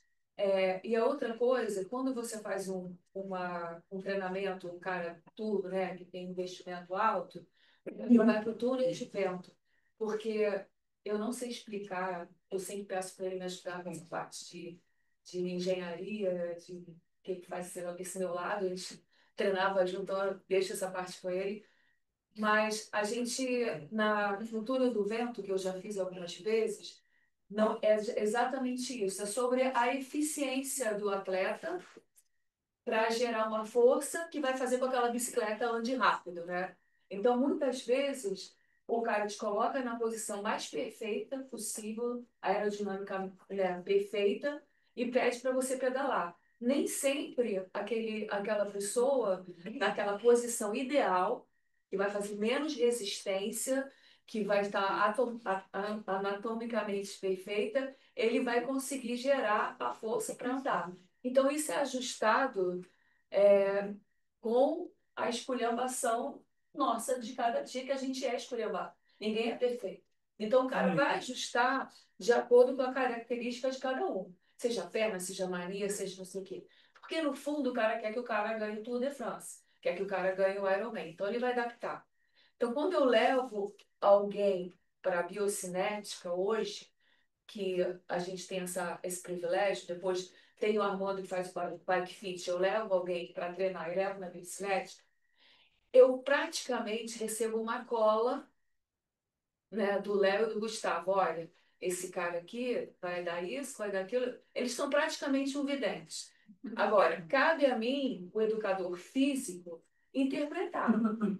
Eles não vão ter todas as variantes, eles não vão ter também a fórmula mágica, mas cabe à interpretação de cada um de nós, a inteligência de colocar aquilo na prática. É uma leitura, às vezes até psicológica da pessoa, como a Amanda falou. Então, eu acho que é essa parte holística. Né? Às vezes tem treinador que fala, fala, fala, mas ele pega a pessoa, ele chega aqui e dá uma aula. Mas na prática, ele tem que botar aquele cara para andar confortavelmente, que você falou, e descobrir a causa, né? Que eu sempre, a minha medicina é o contrário. O conforto, né, é porque deu errado, mas se você vai ao contrário, você vai na causa de tudo, você chega na solução do problema mais fácil e evita a pessoa se machucar. Quando o Léo me apresentou, ele falou que eu sou inabalada. Mentira. É porque quando a gente treinava, eu praticamente saía dos treinos e ia direto para fisioterapeuta. Todas as vezes que eu procurei o Léo, eu não estava nada grave, eu estava com alguma coisa começando. Eu vou no geriatra desde que eu tenho 29 anos. Então, eu acho que a gente tem que antecipar as coisas. Então, quando eu procuro o Gustavo, eu peço cola, como educadora física, como mentora, eu falo assim, Gustavo, dá uma cola aqui para mim. Quando eu levo o paciente no Léo, ele fala, Fernanda, esse cara pula correndo, nem se você com um chicote nele, ele vai correr certo, porque ele tem uma limitação na anatomia dele. Então, acho que nós temos que fazer o possível para ajustar isso no tipo de treinamento que a gente vai fazer. É lógico que é evidente, se pegar um pelotão com 400 pessoas, você não vai ver. Mas se eu pegar uma pessoa e treinar ela, fazer um treinamento individualizado, ir para um lugar para ela que não passe muito carro, não vou ensinar um cara a pedalar subindo a vista chinesa, se até eu tenho medo de descer ali, por tanto limo que tem, entendeu? Então você tem que adequar, escolher um treinador que possa aproveitar aquilo tudo e é diferente do que eles estão fazendo com o fit. O fit você vai numa pessoa, como a Amanda ou como outras pessoas, e vão ajustar dentro da realidade daquela pessoa. Então, eu acho que a nossa história começa com essa ciência e até hoje eu venho aqui aprender com vocês, né? A gente tem que estar sempre aprendendo um com o outro, os treinadores, trocando ideias, trocando experiências, porque não existe resposta certa. Existe uma pessoa confortável que tenha longevidade para fazer o esporte a vida inteira e que não faça uma coisa sem orientação. Então, a orientação, primeiro eu vou nele. Ele fala, ok, o coração tá bom, manda ver. Né? Aí depois eu vou neles, pego a cola, ó, esse cara tem um problema de fazer um fortalecimento. Aí eu falo, agora, irmão, senta esse cara na bicicleta para mim que... Então, a gente tendo essa consciência que a gente tem uma tarefa multidisciplinar, a gente consegue atender as pessoas para que na véspera do Ironman não venha metade da pessoa que está inscrita para o Léo botar uma injeção para o cara conseguir andar. Porque aí ele está indo naquela parte do conforto. Mas o que eles criam aqui é descobrir a causa antes da gente começar a estragar tudo, né? Porque é o que a gente mais gosta de fazer. Eu acho, Como atleta, né? Não como preparador físico. bom, quando vocês fazem uma avaliação cardiorrespiratória, vocês submetem a pessoa a um extremo, né? Eles praticamente tentam matar, né? Chega a chamar de exaustão, né? E o que você acha qual é o parâmetro que as pessoas geralmente elas começam a praticar um esporte, aí qual é o parâmetro que elas usam para achar que elas estão indo bem no esporte? Claro. Quando cria uma meta, ele cumpre a meta. É meta, né? A meta cardiorrespiratória, né? Uma meta de distância ou de tempo, né? Correndo ou pedalando, Ah, cumprindo uma prova. é verdade que o sistema cardiorrespiratório é o sistema mais adaptável do corpo humano? Sempre. Se adapta o tempo inteiro, né? É o tempo inteiro. Então, assim, se nós pegarmos uma pessoa, pode ser já uma pessoa até idosa, tá? Nós conseguimos fazer o cardiorrespiratório dela melhorar rapidamente. E muitas pessoas seguiam por isso, para aumentar a carga, né? E vão aumentando a carga conforme o cardiorrespiratório vai permitindo. E aí o músculo esquelético machuca. Então é isso que a gente tem que ter muito, muito cuidado. E o que alinha muito com o pensamento aqui, o Felipe é aqui frequentador aqui do IBTS, é que, Felipe, você acha que tem uma relação sobre o desgaste cardiorrespiratório e o biomecânico? Então, a gente está sempre em busca da tal da economia de movimento. Economia do movimento. É gastar pouca energia sem muita carga. Aham. Né? Então, essa eficiência mecânica que a gente está buscando sempre. E é isso que vai trazer os grandes atletas, as grandes performances, né? Os grandes resultados. Nem sempre o maior VO2 é o cara que ganha a maratona. Sim. Então, é o cara que tem mais economia de movimento. Tem que gravar bem a palavra que ele falou, a palavra mágica, que é o de tudo, que chama-se eficiência. Eficiência mecânica. Eficiência. Então, assim, aumentar força é bom? Claro que é bom. Né? Aumentar a resistência física, fazendo repetição, repetição, é bom? Claro que é bom. Porra, maravilhoso, né? Só que se não tiver a eficiência mecânica, a tua energia toda vai para o ralo, que é o que o Gustavo acabou de apresentar isso. Pode ter toda aquela eficiência na hora que põe ali no potenciômetro, tem potência para caramba, mas de repente um monte de energia saindo pelo ralo, saindo pelos joelhos, fazendo assim, fazendo força assim, não fazendo, entendeu? E fazendo muitas vezes isso acontecendo por uma baixa eficiência, porque ele está criando compensações que ele nem para pensar. Ele não sabe que o quadril dele não está movimentando, que a força aqui não está sendo equilibrada de um lado e outro. As pessoas não conseguem perceber isso. Acho difícil perceber. Claro, tem pessoas que têm um talento de bater o olho num corredor ou num ciclista e ver o que está fazendo, né? Mas mesmo que seja uma pessoa experiente que tem esse olho clínico, será que ela conseguiria dizer por que aquele movimento está inadequado? Quanto que está inadequado? Então, essas métricas são fundamentais, gente. Um bom cardiologista usa um estetoscópio e consegue dizer se você tem um soprinho cardíaco, né, uma válvula mitral ali insuficiente, se tem lá uma hipertrofiazinha de ventrículo com um tuk-tukzinho mais forte, consegue. Mas isso é reprodutível? Todo cardiologista consegue usar um estetoscópio assim? E se tivesse um sopro, pega um soprinho, será que com a ausculta você consegue ver o quanto de insuficiente está a válvula? Não. Por isso que inventaram o ecocardiograma. Não foi à toa que inventaram o ecocardiograma. Porque nós estamos de métricas. Nós precisamos, tudo isso que está na cabeça ali do João, que ele faz com os exames que ele faz, exames fisiológicos, nós também precisamos na ortopedia. Não adianta ressonância magnética, não adianta raio-x, tomografia, isso aí são exames estruturais.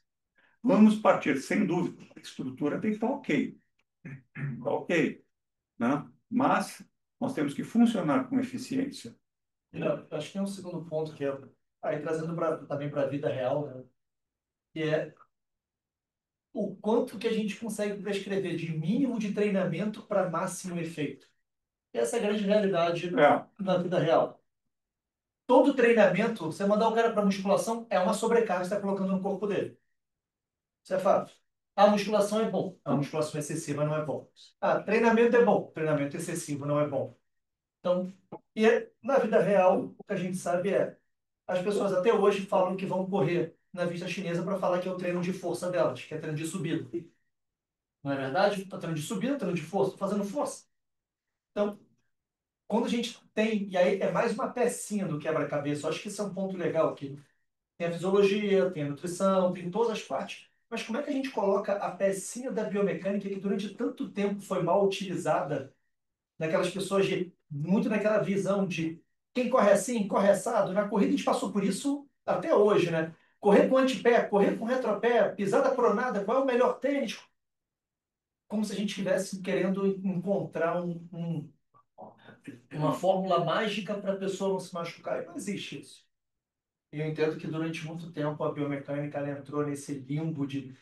E eu ouço até hoje os atletas muitas vezes falando: cara, eu já corro há muito tempo, eu não preciso fazer uma avaliação. Que é exatamente o ponto oposto. Que é como é que a gente consegue te dar mais eficiência para a tua mecânica preparando o seu corpo de uma maneira muito eficiente. Fazendo 3 horas de musculação, alongamento. O que você vai prescrever alongamento? É que nem quando você fala que tendinopatia de Aquiles, dor no tendão de Aquiles, é causada por encurtamento do tríceps oral, da panturrilha. Aí você tem um monte de bailarina com dor no tríceps oral. Você vai mandar ela alongar? Na maioria, por sinal. Vai mandar ela alongar? Então, eu diria que talvez o que eu e o Léo a gente buscou, que a gente busca, tanto nas nossas pesquisas quanto na prática clínica, é como é que a gente muda, desenvolve uma tecnologia que saia dessa visão de se mexe assim, ou então, não necessariamente que nem Beto, assim, que é muito tão enraizado. Ah, não, vamos treinar, mas a forma que você vai pedalar é uma alternativa, né, Ronaldo? A gente sabe que a gente tem técnica ruim, mas às vezes o cara não tem uma boa técnica porque ele não tem algumas variáveis. E essas variáveis, elas precisam de alto volume de treino. Então, exemplo, posteriores de coxa. É uma das coisas que a gente mais tem encurtamento. Quantos exercícios normalmente, pensem aí, a gente prescreve de posteriores de coxa? 1 de alongamento, 2 no máximo. Quando prescreve? Mas a gente sabe que a gente precisa de, para fortalecimento, numa convencional, fala, Jefferson, quadríceps, 3, 4 exercícios, o pessoal prescreve na academia. O que a gente sabe hoje é que o ganho de qualquer valência, ela está diretamente relacionada ao volume de treinamento que você coloca nela. Se a principal alteração da pessoa é o encurtamento de posteriores de coxa, de tríceps oral, não, não. Faz um programa com 5, 6 exercícios de ganho de mobilidade de posteriores. Mas para isso, o cara não pode fazer 5, 6 exercícios de todos. Então, esse direcionamento para mim foi o que, na nossa experiência, nas nossas pesquisas, mais trouxe eficiência. Sair daquela visão de x-tudão. Faz um pouquinho de tudo. Um pouquinho de peitoral, um pouquinho de quadríceps, um pouquinho de glúteo, um pouquinho de panturrilha, um pouquinho de alongamento, um pouquinho de core, um pouquinho de massagem, um pouquinho de liberação. E vai ajustando, sabe? Vai trocando o carro no meio do caminho. Enquanto a gente tem uma ferramenta hoje que permite a gente dar uma individualização incrível de treinamento. Bom, a Fernanda teve uma experiência boa lá com aquele projeto da Nike, né? Você, a Fernanda teve não de ciclismo, foi de corrida. Mas a Fernanda aceitou um desafio.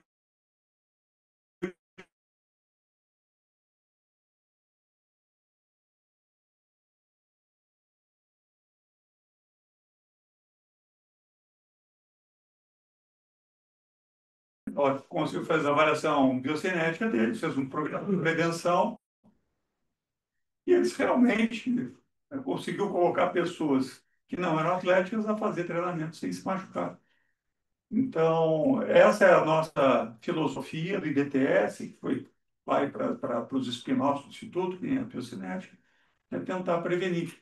Agora, o Walter falou uma coisa ali sobre o selim e tal, mas lá, que me lembrou o Armando. Uma das primeiras coisas que o Armando me ensinou no ciclismo, ele disse assim, Léo, o conforto vai numa direção, o desempenho vai na outra. Tá? Então, acho que as pessoas têm esse dilema, né, do conforto e quer desempenhar, mas também quer conforto, né? O está para um lado, performance está para o outro. Isso é um fato. Né? Não obrigatoriamente a pessoa que performa precisa ficar desconfortável, não é isso. Tá? Mas são coisas antagônicas. Se eu tiver tempo, eu explico aqui fisicamente por que isso acontece. E a segunda premissa é a questão de que bike fit, cara, ele não é uma ciência exata. Todas as medidas que você tem para o bike fit, existe uma zona que a gente chama de zona de normalidade, onde aqui está certo e aqui também. Se você quer mais conforto, se você quer mais performance, e ambos estão certos.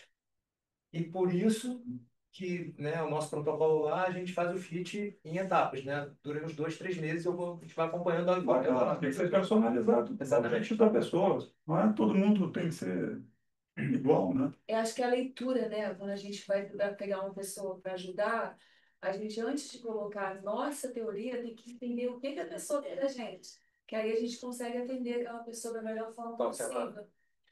Assim, a definição de fit, o que é bike fit, né? O bike fit é a regulagem dos ângulos do seu corpo em relação à sua bicicleta, vírgula, de acordo com o teu propósito.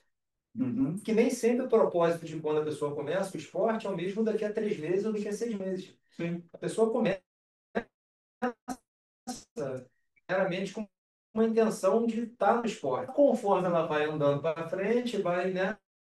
Aí o gordinho Marcelo não quer que passe, aí a amiguinha que está chegando na frente não quer. Aí o ponteiro vai começando a indicar mais para performance.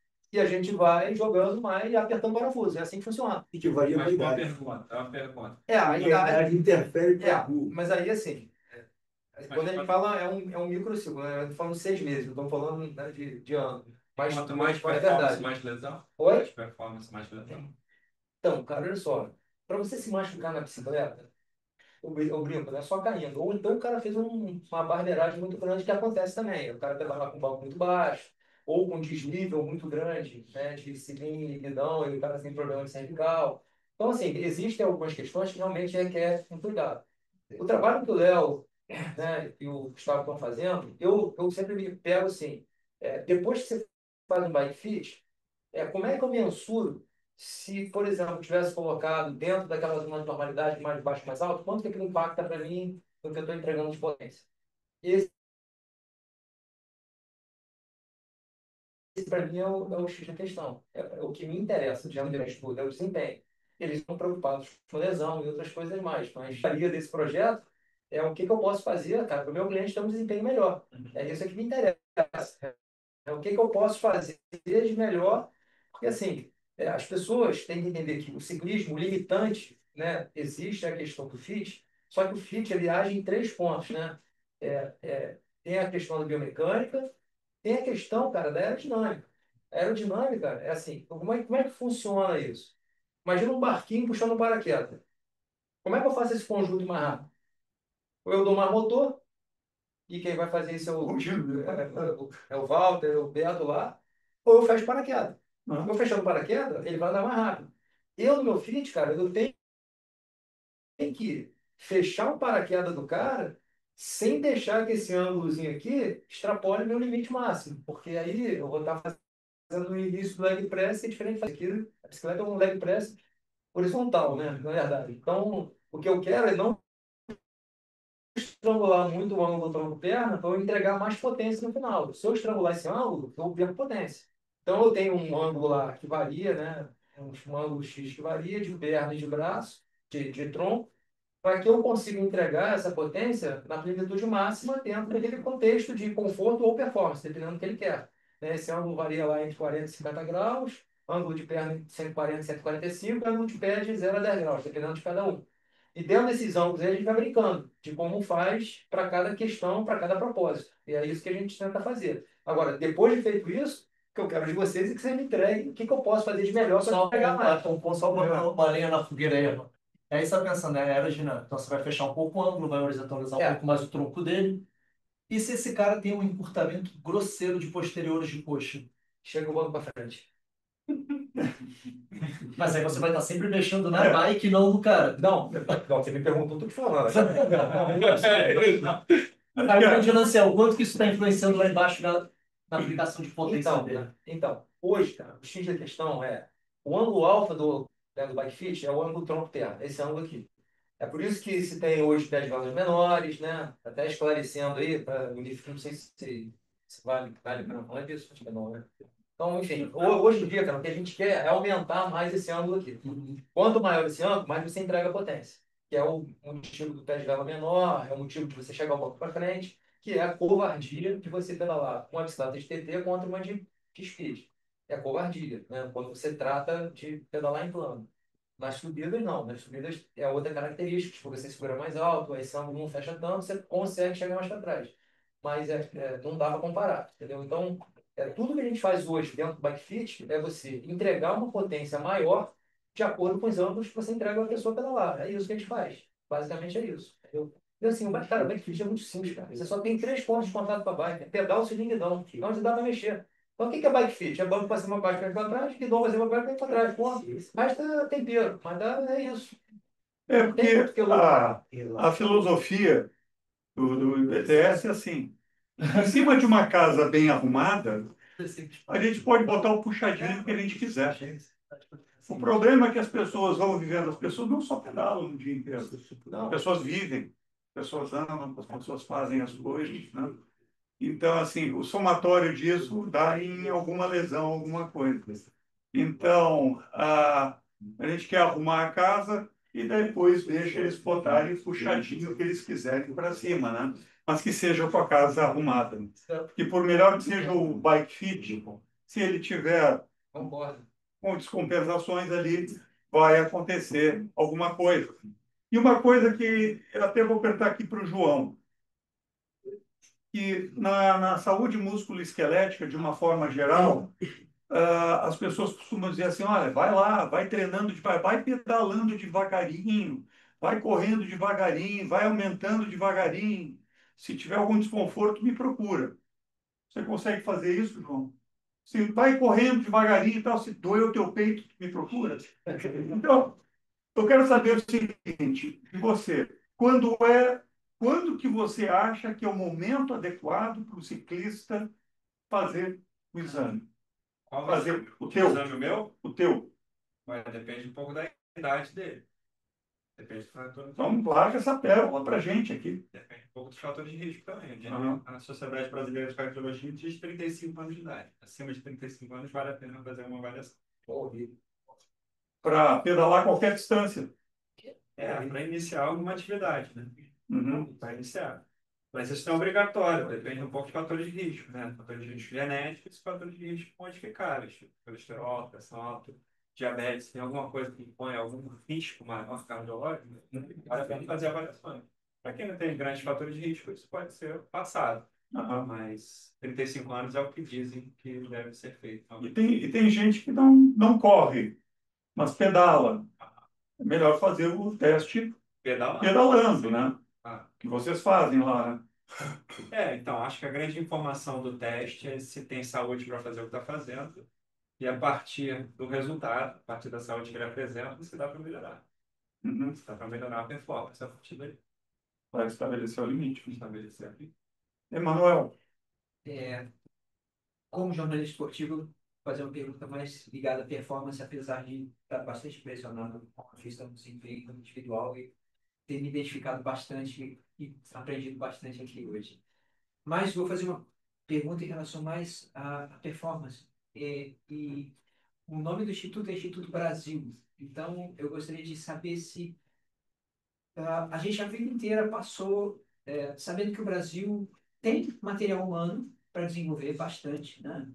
Mas ficava para trás em relação às potências mundiais por causa de desenvolvimento científico, tecnologia, e o que a gente está vendo aqui hoje é a vanguarda, né? Ou seja, nós temos aqui condições de desenvolver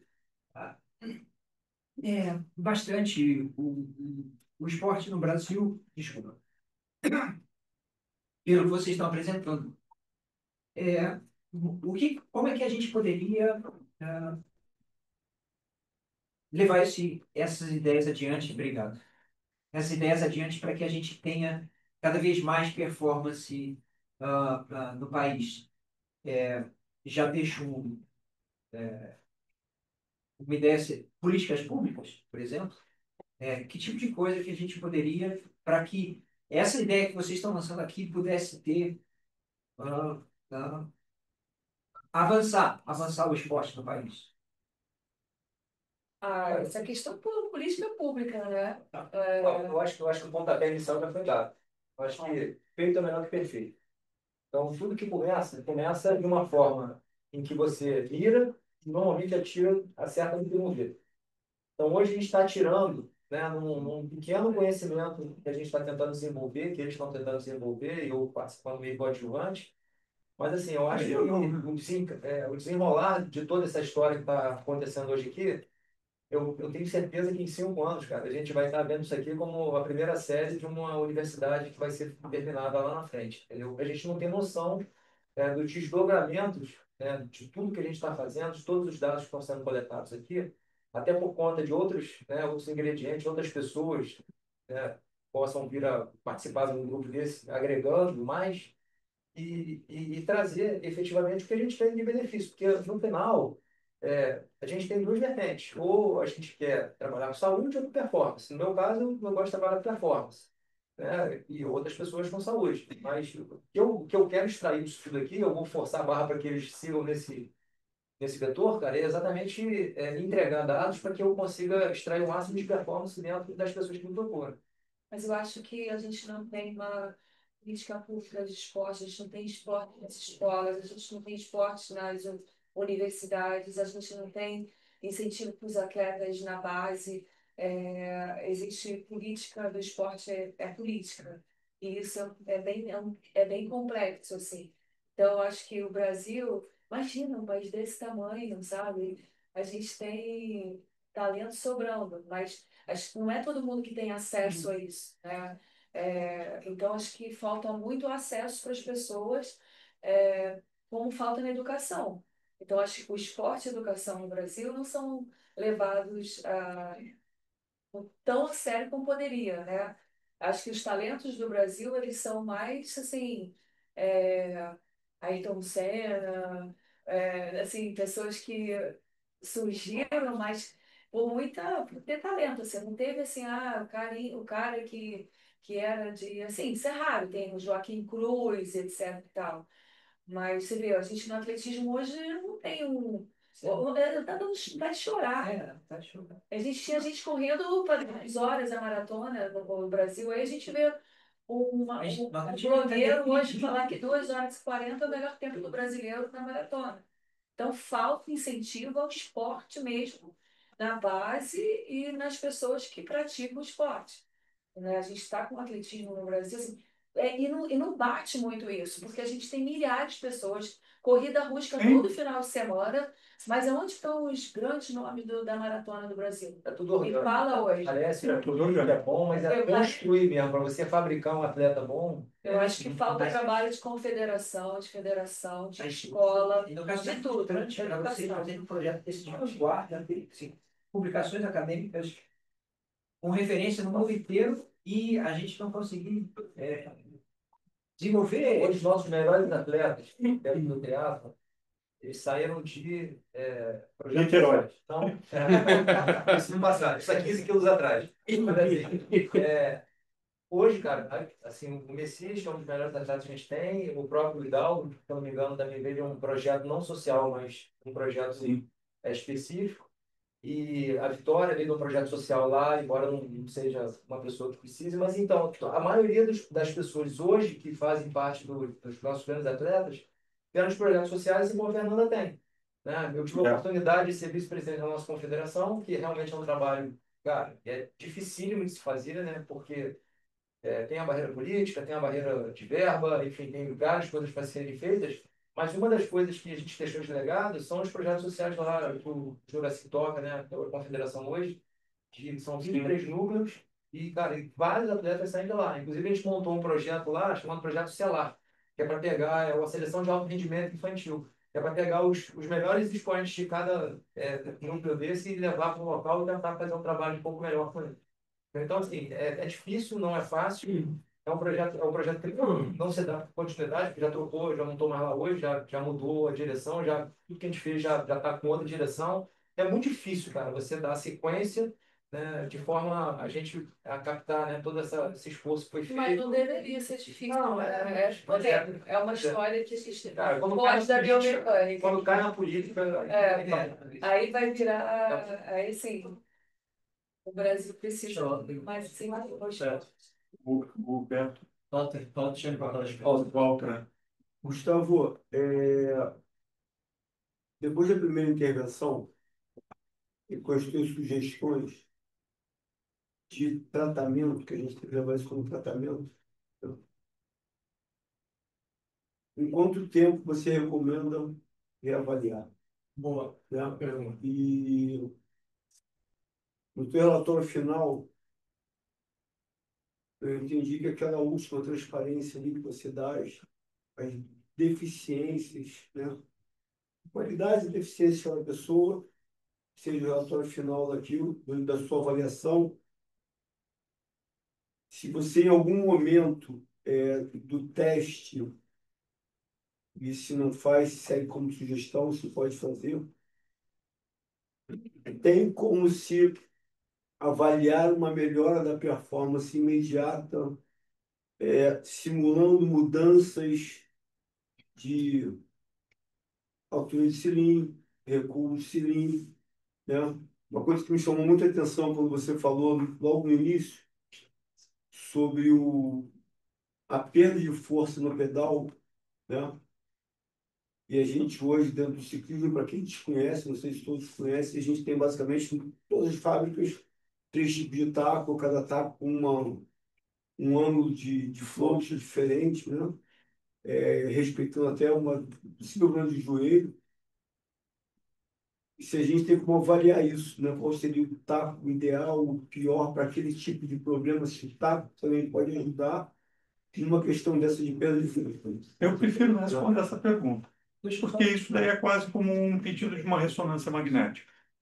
Quando eu peço o RAFO, nós pedimos uma ressonância magnética, o radiologista nos entrega lá as imagens, nos entrega as variações, as alterações, mas ele não dá palpite de como eu vou tratar aquilo, entendeu?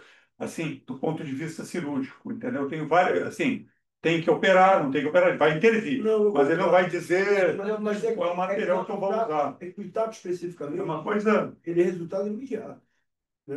Eu, por 100%. exemplo, eu uso dois tipos de taco. Eu uso lá o pedal X, eu uso um taco amarelo e azul. E a minha pedalada muda nitidamente em função do taco, né? Eu tenho um movimento lateral de joelho, que eu sei que eu tenho. O taco mais fixo melhora a minha eficiência, não alivia da dor. E o taco com mais float, ele diminui minha eficiência, mas me dá mais conforto. Sim. Transforma esse conforto, né? É. Então, o quanto isso, quando a gente fala de rendimento esportivo, o conforto vai para o espaço, né? Clipe baixo, guidão baixo, aerodinâmico, cilindro mais duro, sapatilha com solda de carbono mais dura para transferir mais força, né? E o conforto não tem importância. Então, eu só queria saber se a gente Walter, a pergunta é legal. Eu vou fazer exatamente uma analogia com o que a gente faz com os outros protocolos. A gente não faz isso por nossa vontade. Mas se você vira para mim e fala, eu quero que ele teste assim e assado, a gente faz completamente.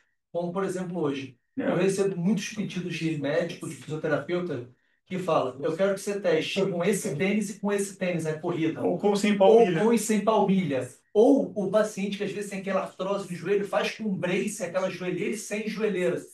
Então é a mesma coisa. Se você tem suas hipóteses hoje, você fala, cara, eu quero saber qual é a diferença que vai dar para esse cara em termos de eficiência mecânica. A gente vai te dar a resposta de eficiência mecânica e risco de lesão. Você vem e fala, cara, ele vai trocar o taquinho aqui na hora, vai trocar o taco aqui, ou então ele vai. Eu quero o seguinte, cara, eu quero que ele desça 2 dedos ali, o selim, e faça com o selim nessa posição e 2 dedos abaixo. Isso a gente pode fazer sim. Mas você tem que solicitar isso, porque Não, é Porque a gente, o meu pensamento. o que a gente não faz hoje é tipo. Não sugiro. Por questões éticas, assim, Lógico. eu não vou virar e ter o ponto. Fala assim, pô, o cara abusado, pô, mexeu na bike do cara lá e. Que nem a gente fala. Não, mas é assim, se na hora que eu indicar, Se você indicar, você fala para mim, eu cara. viajo, a gente tem a liberdade de te pedir isso, porque Claro, você sim. precisa. Não, ele é que não pode sugerir, você não quer fazer o teste. Se você vira para mim, você fala, cara, quero que faça o teste medindo essas variáveis e relacionadas a material, altura de selim, guidão, quero que mexa em tipo de sapatilha, taco. Isso aí é 100% adaptável e é o que a gente faz hoje já, cara. E aí eu consigo te fazer esse laudo comparativo, ó.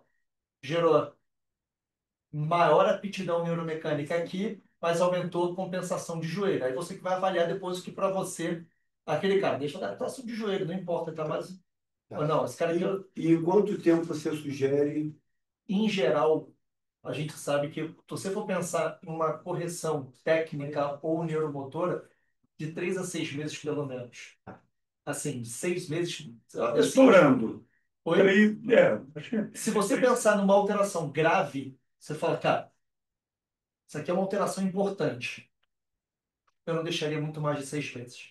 Agora, se é uma avaliação que você viu que ó, é uma alteração, não, deu um encurtamento, compensou, é um exame anual, como o exame de cardio também.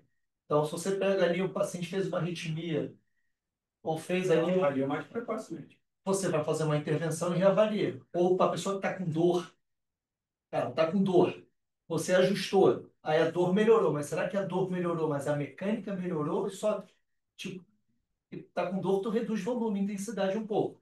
A dor melhorou por isso ou porque você conseguiu o efeito mecânico que você queria com seus ajustes? Aí eu reduzo um pouquinho o tempo. Mas não menos de 3 a 6 meses, eu acho que é muito pouco, tá? Eu queria responder aqui a pergunta do Emanuel também. Emanuel, isso é difícil, a Fernanda e o Armando te responderam muito bem. O nosso perfil aqui do IBTS é porque eu fui fundão, fui Santa Casa, eu fui muita coisa, né? E era muito pouco eficiente, entendeu? Assim, depender de terceiro. Por isso que a gente criou o IBTS, fui eu, Jorge Paulo, pensando em 2007, uma maneira de fazer isso, entendeu? A gente doar o nosso tempo, dinheiro, disposição para fazer isso. E o IBTS nunca usou dinheiro público, nunca. É uma regra nossa, entendeu? Então, assim, o que falta também é incentivo à ciência e saúde, que a gente não tem nenhum incentivo, não existe como a gente levantar dinheiro para isso. A gente está fazendo o nosso papel, que é como o Armando acabou de falar, entendeu? Sabe? O importante é fazer, certo? Nós começamos fazendo um pouquinho aqui, um pouquinho ali, né? Gustavo, agora ganhamos aí um... Só a título de curiosidade, Manuel. O Instituto, um dos primeiros projetos que a gente fez no Instituto foi no Brasil Vale Ouro. Não sei se você lembra desse projeto. Sim. Era da Vale do Rio Doce e eles tinham um projeto esportivo. E o Léo era o coordenador médico, eu era o coordenador de biomecânica do projeto. A gente avaliou mais de 2.000 atletas, jovens atletas que eles avaliaram.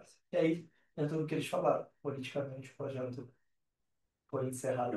Nós começamos em 2009 e terminou em 2013 e foi terminado, assim, todo o projeto. Acho que E a gente criou uma coisa que era sensacional. A Vale tem, a Fundação Vale onde tinham as mineradoras no Brasil inteiro, eles tinham esse centro de excelência ali. Eles pegavam as crianças da escola, selecionavam as crianças para dar treinamento de track and field, judô e natação. E a gente conseguia, aqui à distância do Rio de Janeiro, avaliar cada uma delas, na época usando câmerazinhas Canon, tá? E fazendo gestos esportivos que dessem para a gente medir a qualidade do gesto aqui do Rio de Janeiro. E, além disso, a gente cuidava de toda a saúde deles. Nós conseguimos criar um sistema chamado MSN, que tinha, com 200 cliques no computador, a enfermeira lá em Tucumã preenchia a ficha de cada um dos pais, botando os dados que nós perguntávamos, e o sistema já apontava se essa criança estava saudável para o programa de esportes. Tinham 3 amarelos que diziam, olha, precisa de pequenas intervenções, vermelho tinha que ser afastado por risco. Tudo daqui. Uma pena que foi encerrado, mas foi aonde a gente começou a ver que o Brasil precisava disso. Não deu certo de maneira pública, mas daí nós dissemos, agora vamos fazer na privada. Nós já temos, aí tem, a Biocinética já tem laboratórios em Florianópolis, está abrindo Curitiba, tem Petrolina, São Paulo, Rio de Janeiro, tem uma fila aí para abrir.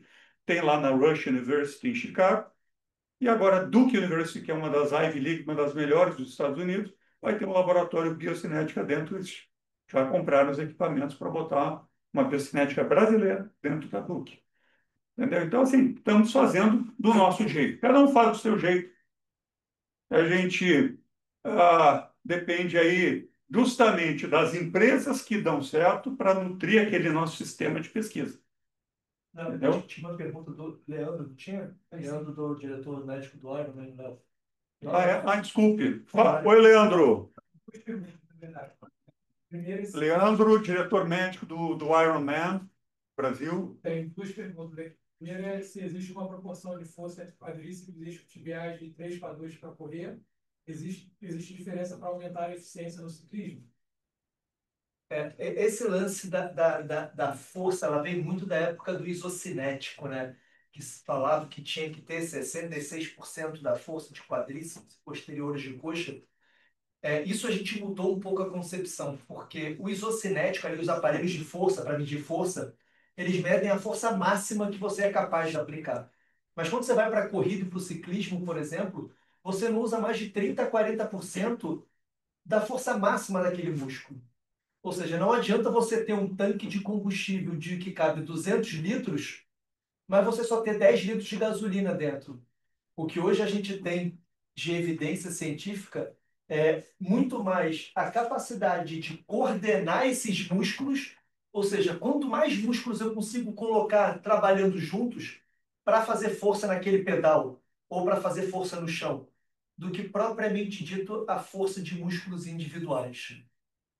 E a segunda pergunta dele é se vocês conseguiriam associar a análise mecânica do ciclismo com dados dos potenciômetros como percentual de força em cada pedal, dinâmica mais eficiente do pedalado, etc. Sem dúvidas, sem dúvida. Esse é um dado que é excepcional. Então, A pergunta, não sei se o pessoal que está ouvindo, está online, ouviu, é se a gente poderia adaptar potenciômetros, né?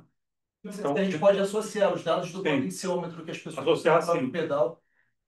Hoje a gente usa o rolo, um rolo que ele dá a potência total que a pessoa está aplicando, isso vem no laudo. Não é uma medida de potência máxima, tá, gente? Pelo contrário, é só para vocês, principalmente quem é da área do ciclismo, entender. Aquele resultado é para esse nível de potência aplicado. Então, para quem é da área do ciclismo, isso é muito fácil entender se o cara aplicou. Aquele teu aluno aplicou 200 watts, você sabe qual é o esforço que ele está fazendo. Então, sim, se a gente tem ali o dados aqueles potenciômetros nos pedais, e ele fala, cara, esse cara está com 46 por 54, tem uma simetria, a gente consegue buscar dentro das variáveis biomecânicas quais são as potenciais explicações para essa simetria. Isso é uma coisa que vale a pena corrigir ou não? Tá lá, o cara é meio fundo, tô raso. Às vezes ele funciona bem assim, né? Às vezes mexer é pior, né, mano? Faz. Sabe qual é o certo? Pega mais rápido lá no ponto D. Esse é o certo. pessoal, ah, vocês, por favor, continuem. Inclusive, o coquetel continua aqui na sala ao lado, com ali os lanchinhos para vocês, os sucos da Green People, a cerveja Etap sem álcool para triatletas, né?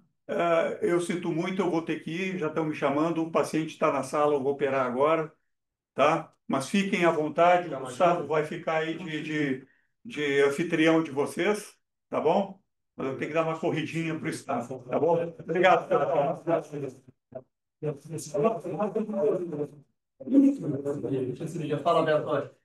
Então, assim, eu vou um pouquinho a mais, né? A pergunta até enquanto do Walter colocou, né? Fazer aquelas mudanças pontuais quando solicitado, tá? Algumas mudanças a gente só vai perceber depois de um tempo, que são as mudanças crônicas que acontecem através do treinamento, mas tem as agudas ali. Seria muito sonho conseguir fazer essas mudanças ali, junto com a avaliação cardio, para tentar ver a economia e traçar esses dados. É muito sonho, é muita viagem, cara.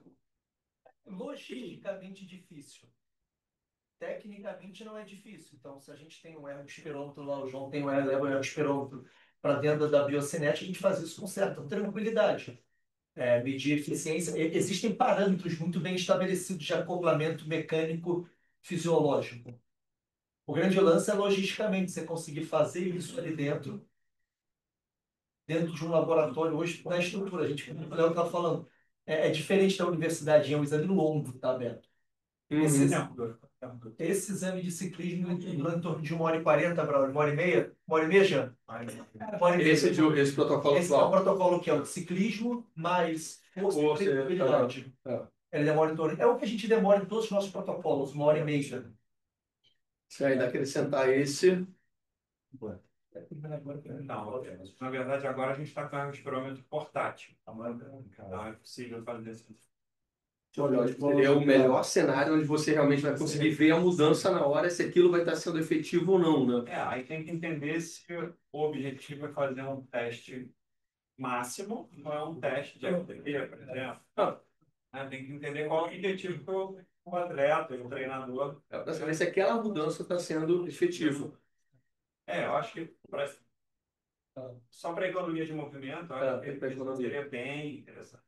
né? Porque aí você precisa ter a variável do consumo de oxigênio para ter o entendimento final de toda a mecânica e Entender qual variável se correlacionou com aquilo. exatamente. Bom, acho que também, só para a gente não avançar também muito no horário, a gente vai, vamos aqui para a sala do lado, fazer um coffee break, finalzinho ainda. A gente continua a bater esse papo lá, tirar as dúvidas, acho que discutir um pouco mais esses assuntos. Gostaria de agradecer inicialmente todo mundo aqui pela presença, todo mundo que está online com a gente. Foi um evento muito legal, espero que vocês tenham gostado. A gente vai começar a fazer as avaliações a partir do dia 8, ou seja, daqui a segunda-feira que vem. Então, fiquem à vontade para agendar as avaliações, para falar com seus alunos, pacientes, alunos, vocês. Vai ser um prazer receber todo mundo lá. Nossa secretária já está também ciente, então podem fazer exatamente essas solicitações, pedir para a pessoa ligar, se vocês tiverem interesse em ter algum ajuste na bike. Não, quero que teste assim, assado. Isso pode ficar à vontade. Todos vocês têm meu telefone. Então, se tiverem qualquer dúvida, pode ficar super à vontade para mandar um WhatsApp para mim, perguntar como é que isso procede. Beleza? Braulio, vamos encerrar, pessoal. Muito obrigado.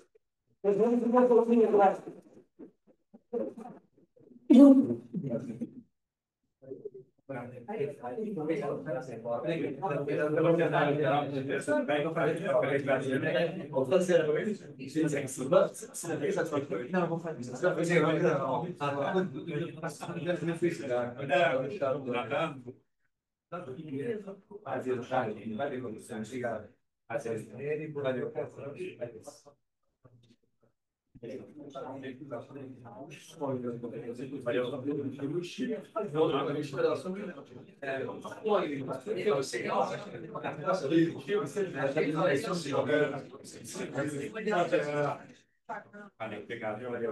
Primeiro da semana, né, mano?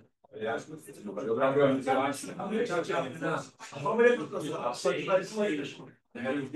Vamos comer um pouquinho. Vem lembrando, chega de foto com o mesmo homem. Tava aqui para comer braço na moral. O quê?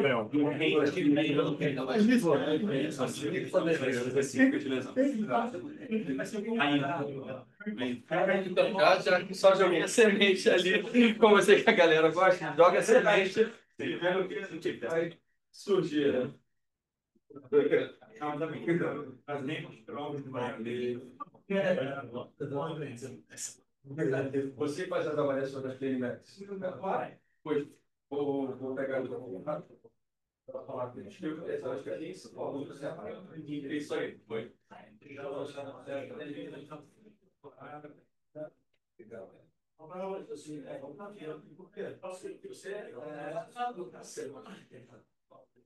Não,